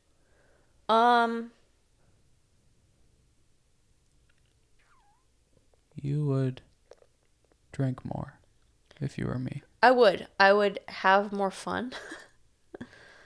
I would have more fun but have fun in a way that's true to you. Like if I was in your body, like I wouldn't, I don't know, like I feel like you're someone that says they don't care about other people's opinion or what other people think or what other people are doing or like you always used to tell me that in high school. Like you care so much about people liking you. Where it was very true to me, and I don't think for you it's a people liking you thing, or like you're wanting to be nice to people, and people have a certain like. I don't think you want to like how I used to do it. I wanted people to see a specific part of me, to where I don't think that's the way for you, but I think like it's surprising how much you care about other people's lives and what's happening with you. Like we don't talk about that today, but like you are very much involved in other people's worlds that I think you get lost in a little bit. And I think if I was in your body, I would just try to focus on like who am I rather than who do I think everybody thinks I should be or what people want me to be or like what I don't know, like I think this is exclusive to mine and your family. I don't care what other people think of me outside of those people. And I think that was true to me through high school. And then my dad died and I realized how quickly people can be gone. mm-hmm. And I think that's why I started to care so much about what my family thinks of me. Yeah. And then you also came into the picture around that time that your family became that same importance of I want you, my family, your family to think of me in a certain way. And I think it's because I realized that shit can go wrong at any point, you know. Happens to people all the time. That stuff started to care. I started to care about that stuff. Yeah. And I think too much so. It was that pendulum swing that we always talk about. Yeah.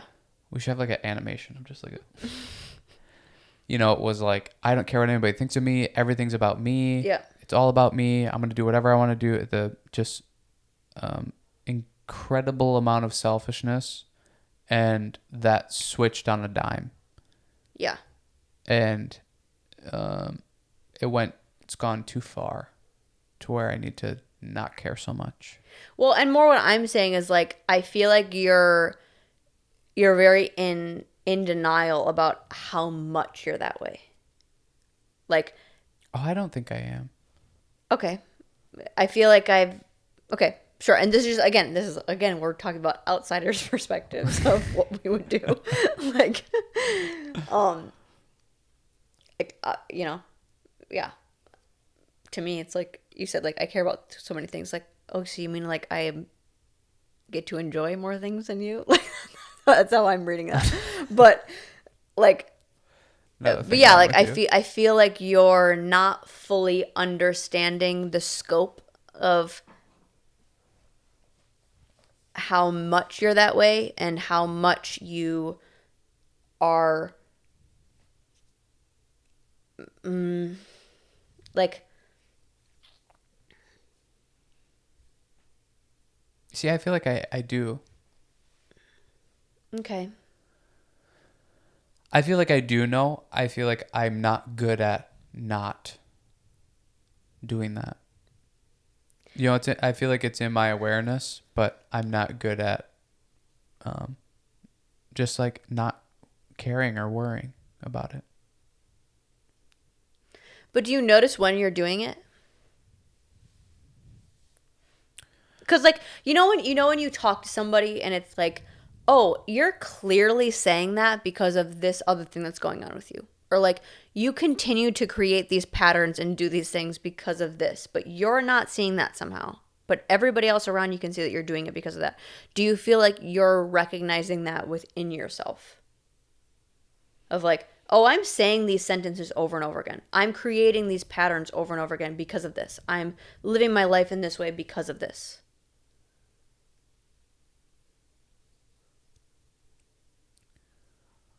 I think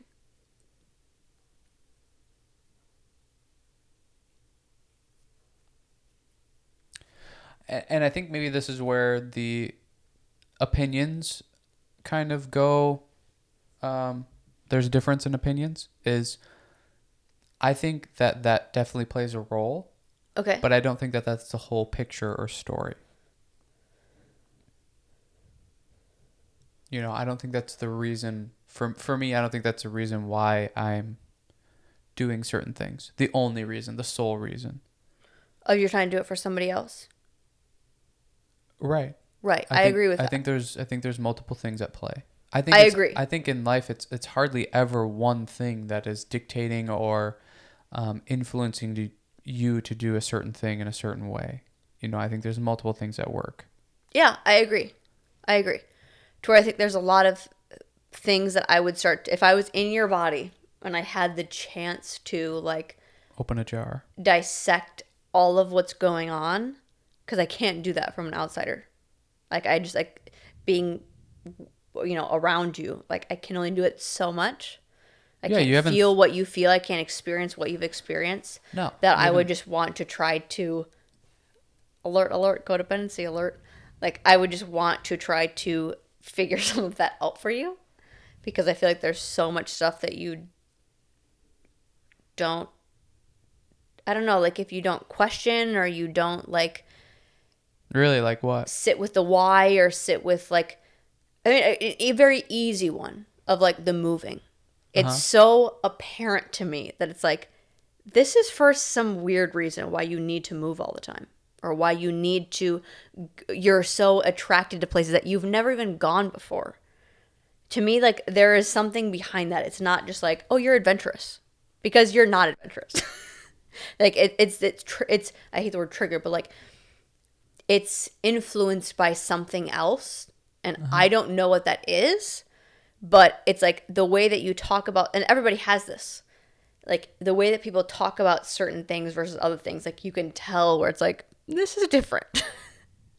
Why are you saying that in that way? Or why are you talking about it in that way? Or why do you have that reaction in a certain way? It's like it doesn't feel genuine to a specific or to a certain level, but I can't figure out why. That if I was in your body, I would want to try to figure out like just what is all going on. Interesting. Because I feel like, well, I don't know, and I feel like Because with that example, yeah, I don't feel that way.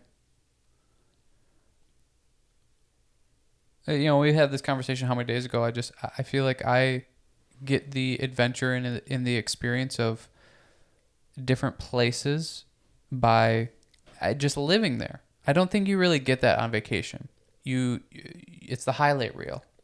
You get all the highlights, you do all the highlights. To where I want to. and that's what I would want to dissect is like, you're not adventurous in almost any other factor. So why in this are you adventurous to that extreme? Like, it's not like, oh, I just like moving all the time and I like experience. Like, it is to an extreme of like, you need it. And it's something that you, or just even you are so desired to move to certain places that you've never even gone to and you're making up in your head that it's a certain way. I like that. I feel like is triggered by something else. I don't know what it is. Okay, now, what would you say for the people that are adventurous and do want to do that? Why is it true for them that they're that way? Because I think they set their whole life up revolving around that.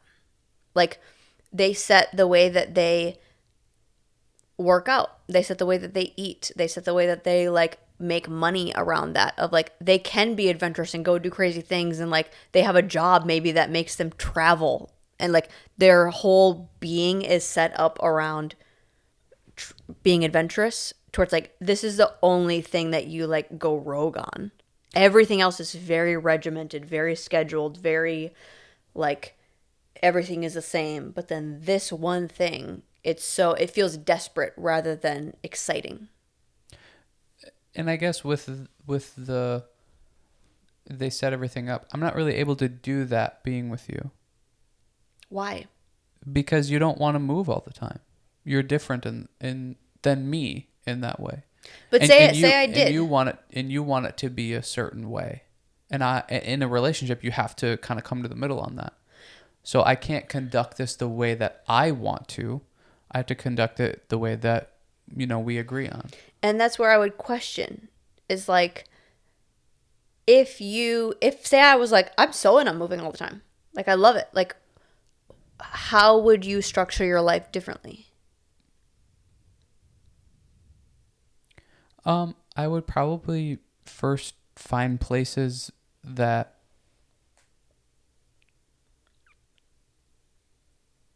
I would 100%. I wouldn't make exceptions for the places that I would want to live.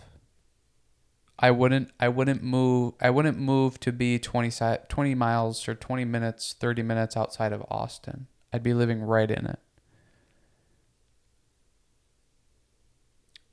Okay. And I would probably get a vehicle that was a little bit more in tune with moving and adventure, I guess you could say.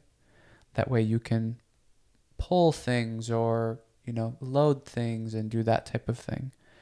I have no issue with like jumping job to job, or I would find something that is more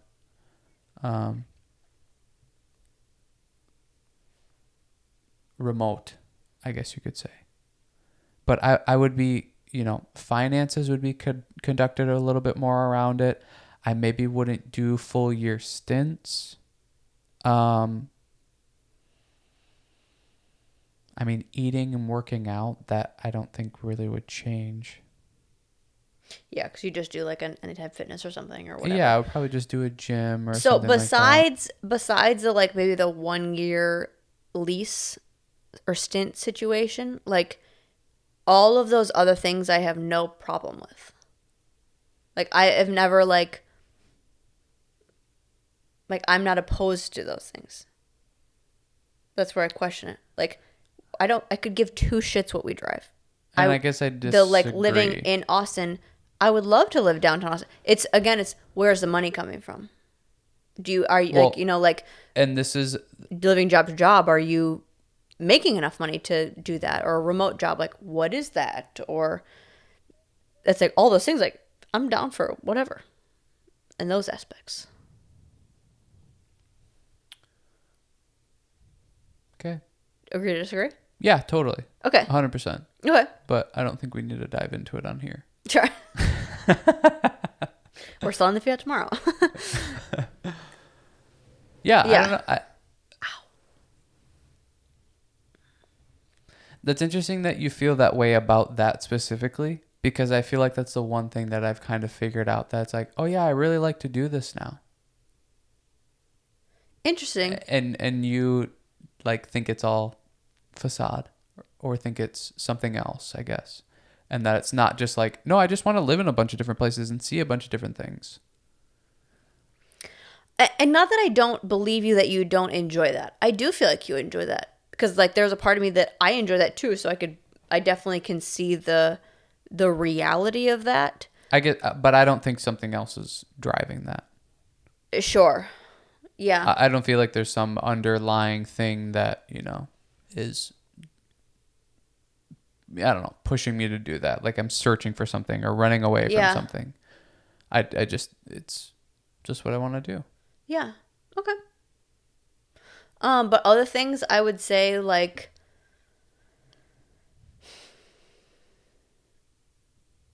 I don't know, like,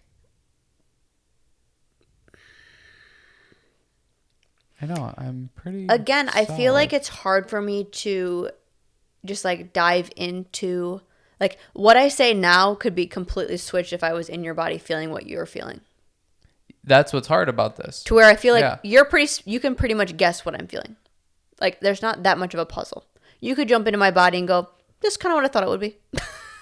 To where I feel like for you, it would be like, oh, nope. I can't conduct what I would do at all because this is not what I've been seeing, or this is not, like, to me, I feel like I'm simpler, I guess, or there's not that much going on. I don't know. I disagree. Oh, you're just working a lot, or you just need to calm down. Yeah, you're probably right. To where it's like, I don't think I could say those clean statements about you, because I think if I actually got into what you are, it would be like, oh no, this is not even possible. This is not like what the issue is or what I think would help him at all. Yeah, I guess I disagree again with you. I think that's that's like that experiment that people do all the time of like, write down your biggest problem and put it into the pile or whatever, and then you get to choose one out of it. Like most people will choose the problem that they have. They will take their card back because they realize everybody else's problems and they don't know what to do with that or how to manage that, or that seems worse than theirs. So they'll take their own back, to where I think that's true in this conversation of like, that'll probably happen to everybody. If I woke up in your body, Freaky Friday, I wouldn't, I'd probably be panicked. I'd be like, I don't know what the fuck's going on here. And I think that may be true for everybody. So it's like, I don't know how to manage this or how to do this or whatever, to where, we've somewhat figured out our own thought processes and how our body works and how we think and what makes us feel better, and to use those tools. Maybe it's consciously, but also subconsciously. That I think everybody would feel that way. I don't think you're simple and your issues are easy, or that like there's more to you for sure.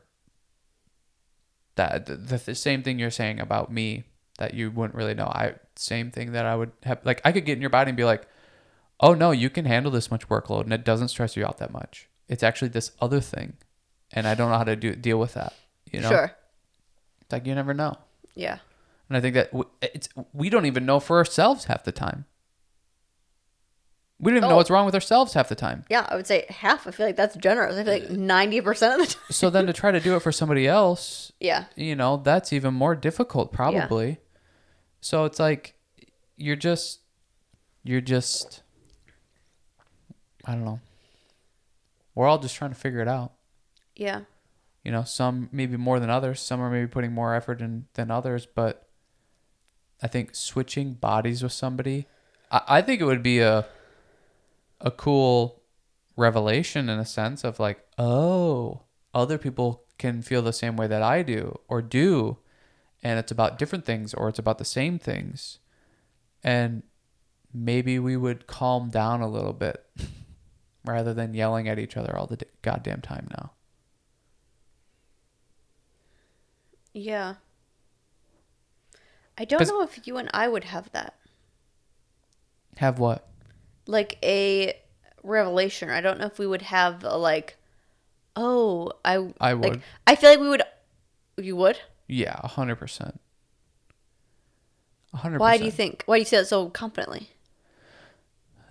Because especially with like it being somebody that at this point in my life I'm closest to you or you're closest to me, whatever the way to say that is. Like, don't put words in my mouth, but yeah. I'm just kidding. Don't make up relationships for me. Yeah. I'm your best friend. Not say it in a Swedish accent. I don't know. I don't even know what a Swedish accent is. Like, it's not like I'm like, oh, I can't do accents. Like, I don't even know what it is. I know, I don't either. I think I would totally have that because it would just the compassion would come in of like literally being able to feel somebody else's feelings and thoughts and ideas and all that kind of stuff. Like kind of like what I said, that I feel like something that is maybe not so good about you is you feel like you're living your own movie, or that's what I think. I think we all are doing that to some degree. And we all kind of don't really realize or maybe even necessarily believe that other people have feelings. That when you get that and you feel somebody else's, I think that would be a huge, oh, like this is all real around me. And other people do feel things and some things the same. And I can have compassion or empathy for that. And then some things that they're dealing with that I don't have to worry about, like opening a jar. Oh, wow, that's really different. And that's something that they struggle with. I don't have to worry about that. So that's kind of interesting, or that's kind of cool. I think there would totally be a revelation of like, oh, we are all the same. See, and that's where I would completely disagree with you. I feel like there would be a revelation, but I feel like it would be like, for you. So like if I went into your body, it would be like, oh no, I don't understand any of this. I would feel just more hopeless. Like I would feel more just like, I don't know what to do with this. Yeah. Like sure. It would be like, no, I don't feel any of these things. I don't have any of these problems. I don't have any of these emotions towards these things. I don't know what to do with it. And you don't think that you'd be able to understand that somewhat? Like just because I maybe have different problems or issues, you don't feel like you'd be able to understand or have compassion or empathy or... I mean, I have compassion and empathy now. I think just like living in it to a first person scenario, like I don't think I could have any more. I'm sure I could. Everybody always could. But like I feel like I have such the utmost compassion and like feel for you to where like actually experiencing it. I feel like I would be in the same situation that I am on the outsider of like, I don't know what to do with it. I don't know how to make it better or help or... Do you truly feel that way? That you have compassion for people and a lot of it? Not just people in general, for you. Not other people?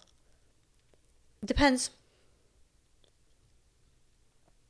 I think I can have what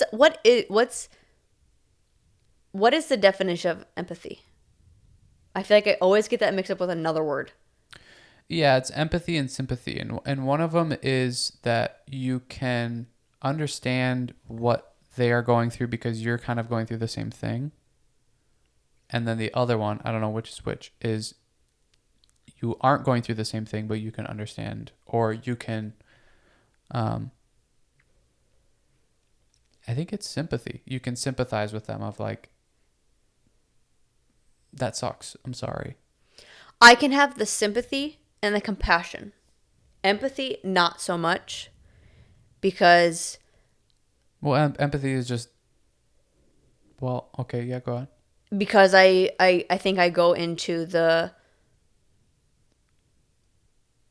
like for a lot of people besides you, I think I go into the like, well, I would handle it this way though, or like I would deal with it this way, or whatever. That it's hard to like, even though people could see that in me and go like, well, I would handle it that way, and you're not doing that. But what if you're not dealing with it or handling it? Yeah, yeah. To where that's what I'm saying. That's Like not I'm sure a lot of people look at me in that way of like I can't connect the dots always of like, oh, that's similar to what I'm feeling, or like I have an experience of that, even if it's not the same. Like I can understand what that could possibly feel like, or whatever. Like I feel like I encounter more situations where I'm like, okay, I wouldn't feel that way, or like I don't even know relative to my life what that would be, or And that's because you haven't experienced it and that just hasn't happened with you? I mean, like Right. even take like a parent dying. There's nothing that I could like. Oh well, it's kind of like this. It's like no, I have no real life experience of something even remotely close to that. I can sympathize with that. I can be compassionate towards that, but like I have nothing to compare to go like, No, right, oh well, but- that's how I felt when that happened. But if somebody is going through the same thing that you are, or has the same thing happen to them or whatever, and you haven't necessarily figured it out yet, could you have empathy for them? And if you have figured it out, could you have empathy for them? If that's the right word. I'm trying to like decide, like, So like say, Like you give me like a word math problem. like what's something that you get stressed out about? Money. Money. So say somebody else is also stressed out about money. Can you be empathetic with them?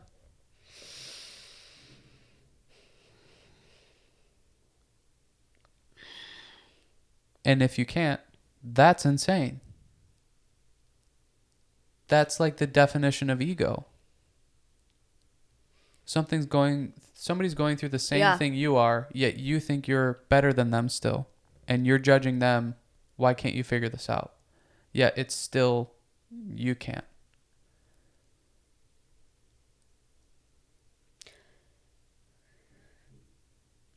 Yeah. You're right. You're right. Because I think of like certain situations, certain people in our lives that I'm like, why can't, like, why are you stressed about this? You should be stressed about money. You shouldn't be But like. you are.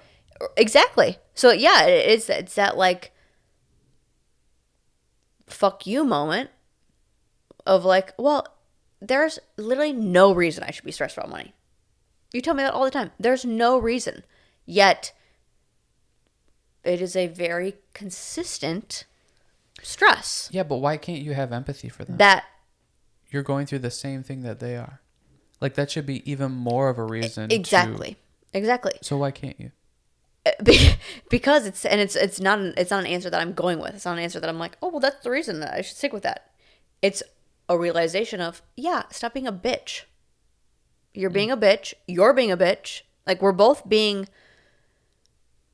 both have money stresses, even though we don't. Yet we constantly judge other people about that, or specific people or whatever, that's like, I don't. Okay, feel sure, like I do. shouldn't involve you in that, but I don't. but like, yeah, I should have more of like, oh, my situation makes zero sense why I'd be stressed about it. The same way that I'm saying you, that makes zero sense why you should be stressed about it. But it feels valid to me. So I'm not in your head. I don't know what you're thinking about to why it feels valid to you. It's just the outsider perspective of like, I feel like I'm seeing the full scope of it. I'm seeing the zoomed out version. That person is seeing the zoomed in version, which both is truth. But who cares if you're handling it well or not? You're going through something that also somebody else is, and you're not able to find the empathy in that. Like, who cares about it getting figured out or not? You know, say you. No, let's not do that. Like, why is it difficult to, you know, you broke your foot. Say somebody else broke their foot, and you both had broken feet. Why are you judgmental of them and not empathetic of them? Regardless of what you're doing. Oh, you're doing drills to make it better, blah blah blah. Who gives a shit if it's those things are working or you're doing something about it? Why drills? Why do I go to like, I'm doing ladder drills to a broken foot and you're not? I'm doing ladder drills even though I have a broken foot and you're not doing it. Yeah. Like I said before, like that should be the exact time that you feel the most empathetic, or you feel the most empathetic, or you understand it the most because you are literally going through it as well. To where you feel more, let's just use compassion because I can't figure out what the fuck either of those words mean. You feel that more when it's something that you're not going through.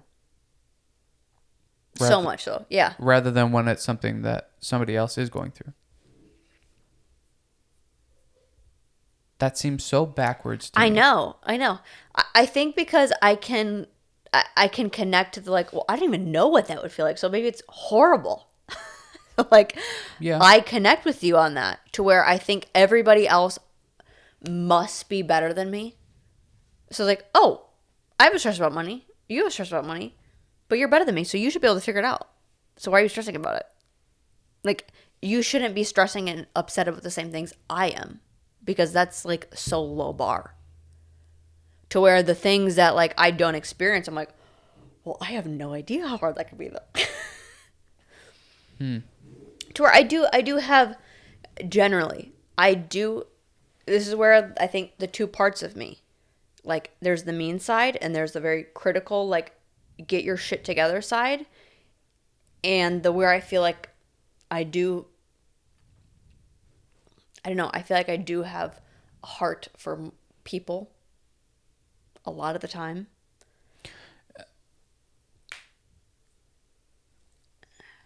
Maybe it's because of the closeness that I feel like I have to you, but I don't see that compassion side as much anymore. I don't know if that's just because I'm around you every day, but it's like, you're not the nice part that you talk about. But that's also something you're I feel like just the mean side. It's so like crazy. I don't know if it's like just me, but I think it's a new Swedish you. You're just mean.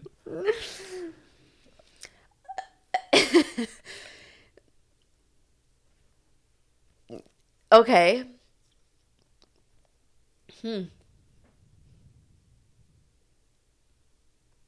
What do you feel?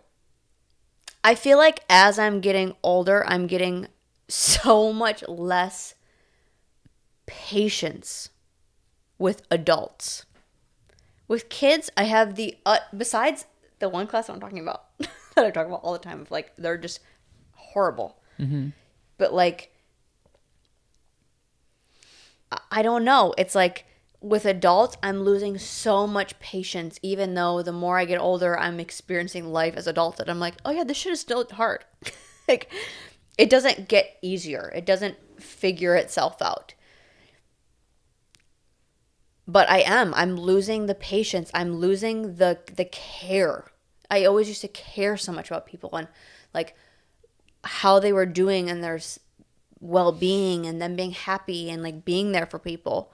Why do That you I feel think? like the older I'm getting, I'm just like, no one changes. Like I just feel like, and I don't mean to say it in that way because there's plenty of examples where people do, specifically in my life. There's people that they do change. So I can't say like everybody stays the same. We just talked about how you're a different person than when we started dating. Well, I think But that's what's difficult is people typically. I think everybody does change, whether they want to or like to or whatever. They do change. It just is.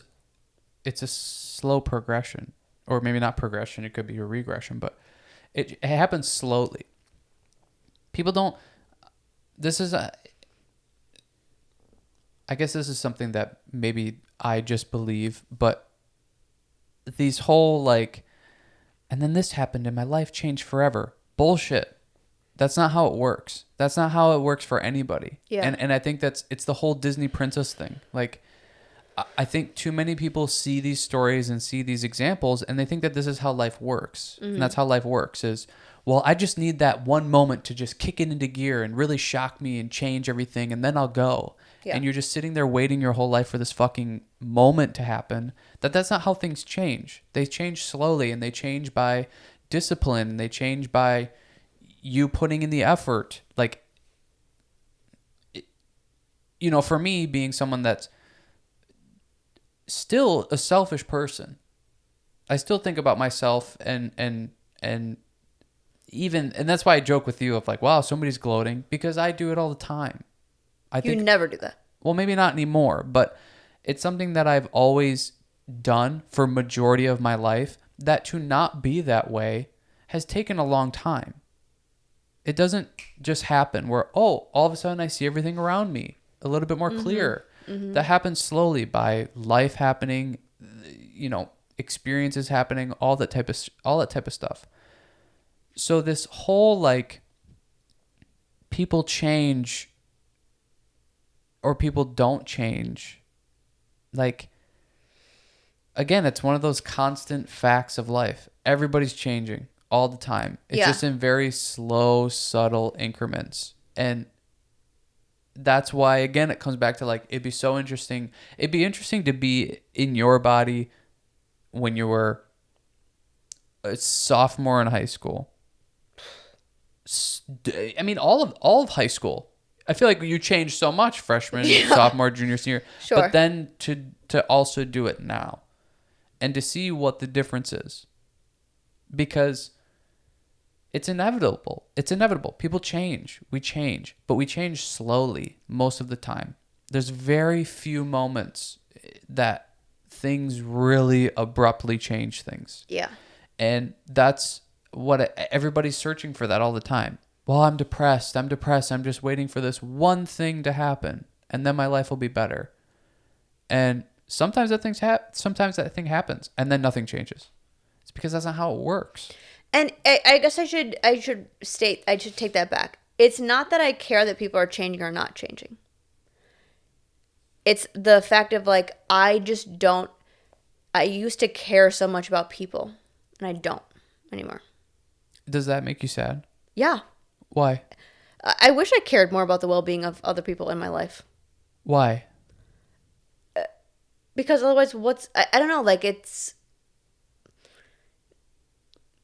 Because seems not that it seems nice, but like, wouldn't I want the best for the people around me that I spend the most time with and the people that I call family and call, you know, like. Yeah, but what does that do for you and what does that do for them?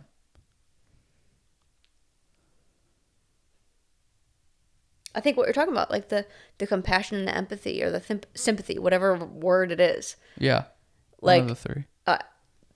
I'm losing that quickly or quicker because I just don't care. Why do you think you're losing it? I don't know. Because I don't feel like my life is any harder now than it was as a kid. I feel like I was 10 times more stressed. I was 10 times overworked. I was more exhausted. I was like all the things that would like deteriorate your emotions. I feel like it was a way more then than I am now. Like I feel like my life is pretty generally easy breezy now. My But opinion, it's like, I think that you, for a long time, were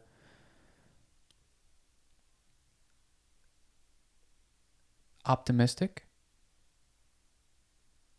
are you Ringing. hearing that ring? Or Yeah. okay. I think for a long time you were very optimistic about people, and I think that has slowly come more to reality to you, that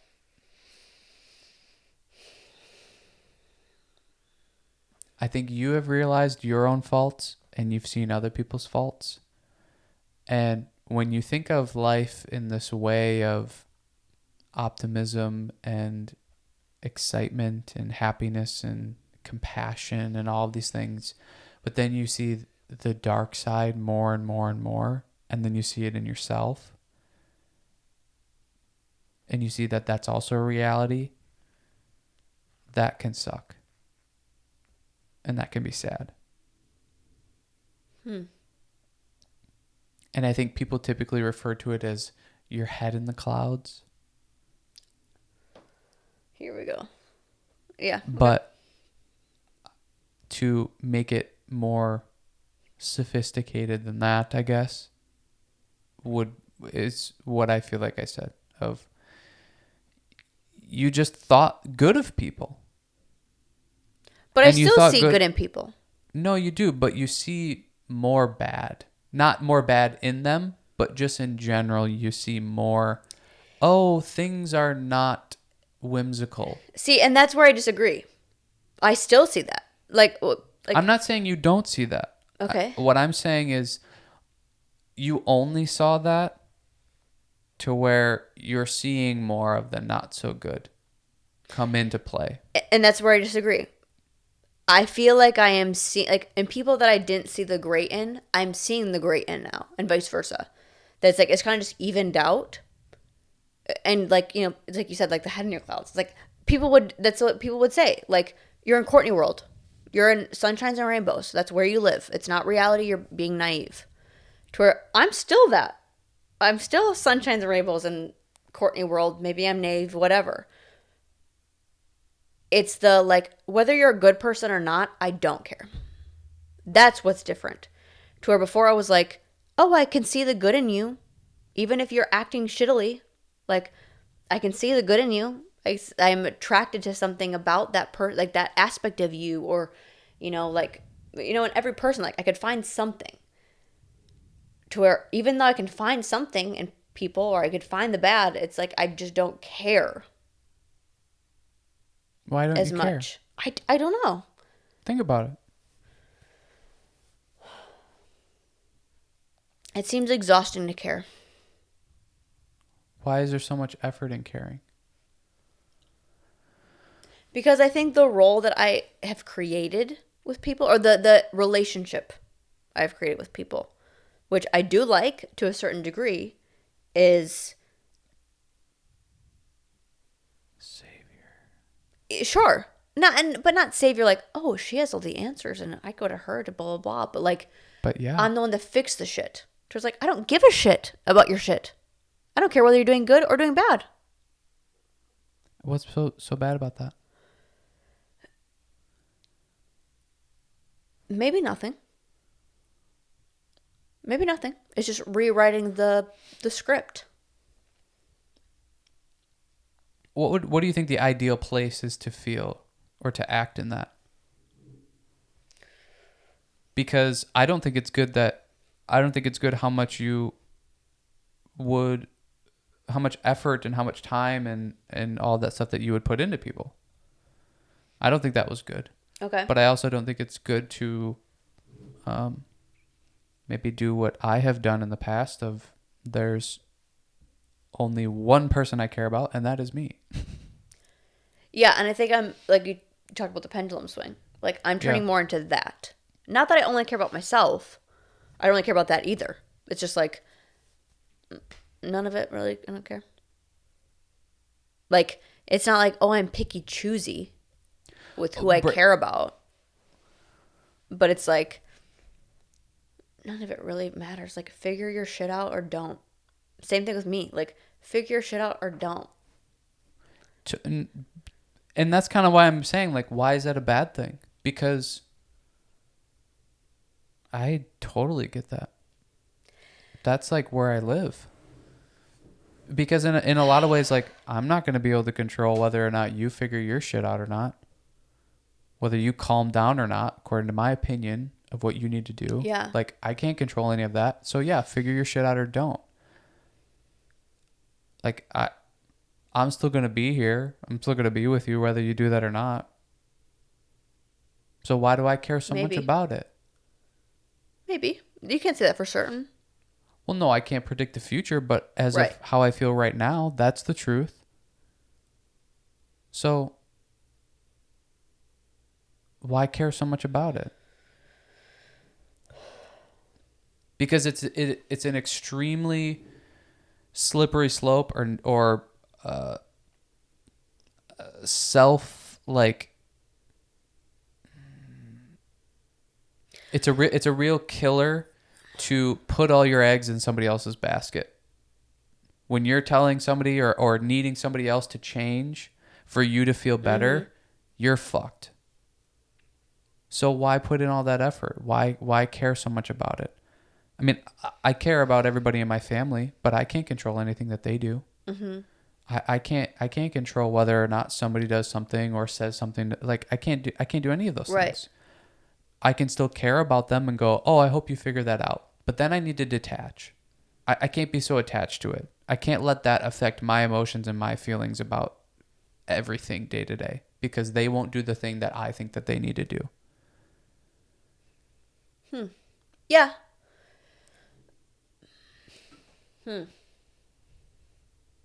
So I think there's a positive in not caring so much. And that's, again, something that we're told, like, you need to be doing. You need to care about other people. You need to be and maybe selfish. That's where I'm still figuring out the balance aspect of it. Of, like, I'm doing probably the pendulum swing. Of, like, it was so the codependent of, like, I need you to fix this. Or, like, you're struggling with this, but you're really not working on it. And that pisses me off. But yet you still come to me and bitch about it.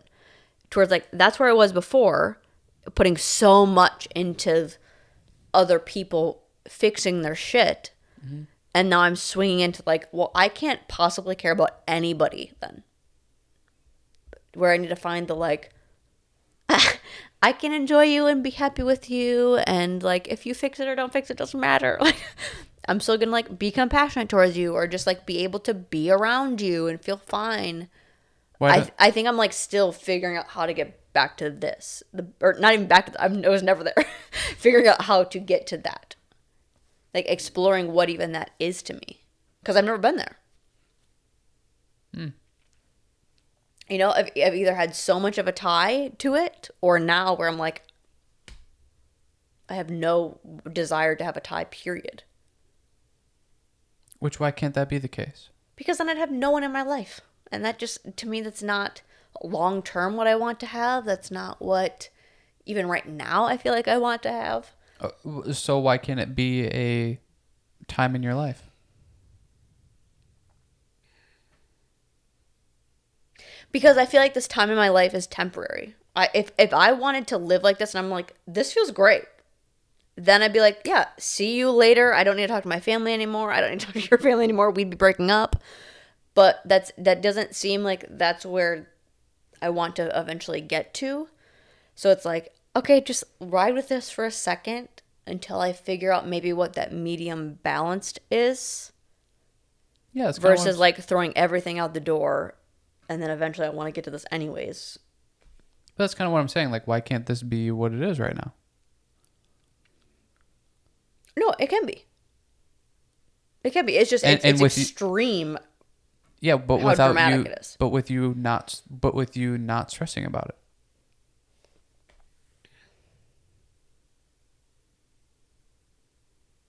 Why can't it be that? Why can't you just focus on you and do what you need to do for yourself and not put so much time and effort into other people and live that life? Especially if you feel like it's temporary. What's the matter with that? Yeah, I guess nothing. Because even if it is like, oh no, this is just the way I want to live. Like, even if Yeah. I do figure out, like, no, I don't need anybody, then I'll figure that out. Yeah. Yeah. So Yeah, so I guess there's nothing wrong with it. It's just, it's weird. It's different. But it doesn't mean that it's bad. Yeah. Yeah. So sit into it. Yeah. There's these. Okay, I'm not doing this podcast anymore. Just kidding. Peace out. See you. Okay, see you later. Because I think that's something of. It's what we talked about today. We're told we're supposed to be a certain way and do a certain thing and act a certain way. And, for someone like what we talked about in the beginning of this, like, I don't like small talk. So I'm just not going to do that anymore. It doesn't fulfill me. I probably come off as a dick anyways. If you're trying to small talk with me, like, I don't want to do this. And I'm like, yeah, cool. Yeah, sure. Yeah. Uh-huh. I don't care. So maybe I should just be authentic to me and what I want to do and what I think is good for me and do that. And that can be okay. Sure. I don't owe anybody anything. Sure. It doesn't mean to just walk around and be an asshole, but yeah, there can be a balance to it. there can be a balance. Yeah. Like everything. Yeah. I think before it was my value was so much tied into the being able to help people Yeah. that I need to figure out what the other value is. That's a hard value to have because that is something that you don't have any control over. It's just the value of being able to, even if they don't figure it out, it's still the being there for people and caring when other people don't give a shit and giving people the time when most people don't give people the time. I feel like that was like my superpower. That was my value. That was the like, Yeah, and in oh, turn, no one else cares about you. Cool. I'll do that. Or like, no one else is giving you the patience. So I'll give you the patience. I feel like that's rare for people to do that. So it's like, oh, that's the one thing I can do. But now it's like swinging the other way. So I'd have to figure out like, okay, well, what other things are good that I can provide or do or be or whatever. yeah. Because even if it wasn't like they fixed it or they figure out their issue, it's still just like the initial stages that I feel like I was able to do with people. Yeah, and that's an interesting conversation because maybe Yeah. you did something. Maybe you Yeah. didn't do a goddamn thing for them. Yeah. Yeah. Yeah. Yeah. And that's not Or it was just a like, oh, like even for them, like they made that up. Like even if you were like, you helped me so much or you changed my life or the thing that you said or blah blah blah.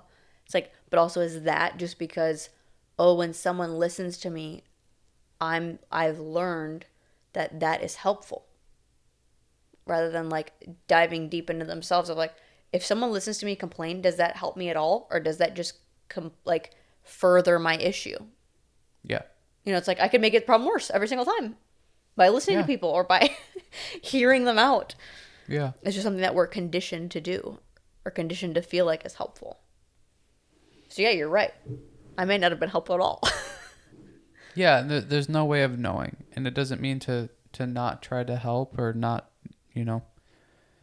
not be compassionate because those things I think do make life a little bit better for everybody. They make everybody feel a little bit better. But I think when you get sucked into it too much, you start to neglect yourself. And that can be an issue. Sure. Yeah. And a big one. Sure. And it can be an issue for somebody else, that other person. Because now they're not figuring anything out for themselves. They're just waiting for Miss Courtney to come around and fix all the problems. Yeah. Sure. But that's evolution. Yeah. We're all changing.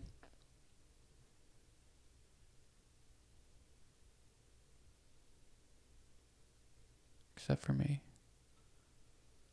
I'm the same. No, you're not. You're the farthest from the same person I know. Every day I'm like, what's it gonna be today? Every day you're a new person. Yeah. No. Make you sound like I'm bipolar. That'd be crazy. I just have bipolar and I have anxiety. There's not many options of people to have that every day. That's exciting. You get a new person every day. Yeah, a new person to kind of try to figure out what's going on. No. You're the same. You make me sound complicated when I'm super simple. You're super complicated. I used to think you were super simple. Not complicated. I used to say that to everybody in high school when they're like, just like, I don't understand what he is or whatever. I'm like, he is the simplest person ever. He thinks he's hot shit, but there's a bunch deep down that's gonna surface. And that's what I always tell people. Like, there's some weird shit down below that he's not aware of right now, but he's like, the cockiness is 100% real. Like, people are just like, oh, he's just super confident because he's insecure. I'm like, no, he actually thinks that about himself. But there's some other underneath stuff that's not real right now. But now I'm like, I don't even know what this mixed bag is. Yeah, you're mean. I mean? Yeah, you used to tell people that. That's pretty mean. How is that mean? People used to think you were an asshole because, or you were just like, oh, he doesn't know what's going on, or he's like insecure, and that's why he's like, no, he does think he's that good. Like, the feeling isn't fake. Like, the confidence that he has, that's real confidence. That's not, oh, he's cocky because he's trying to hide something. You weren't saying it in that way, though. What do you mean?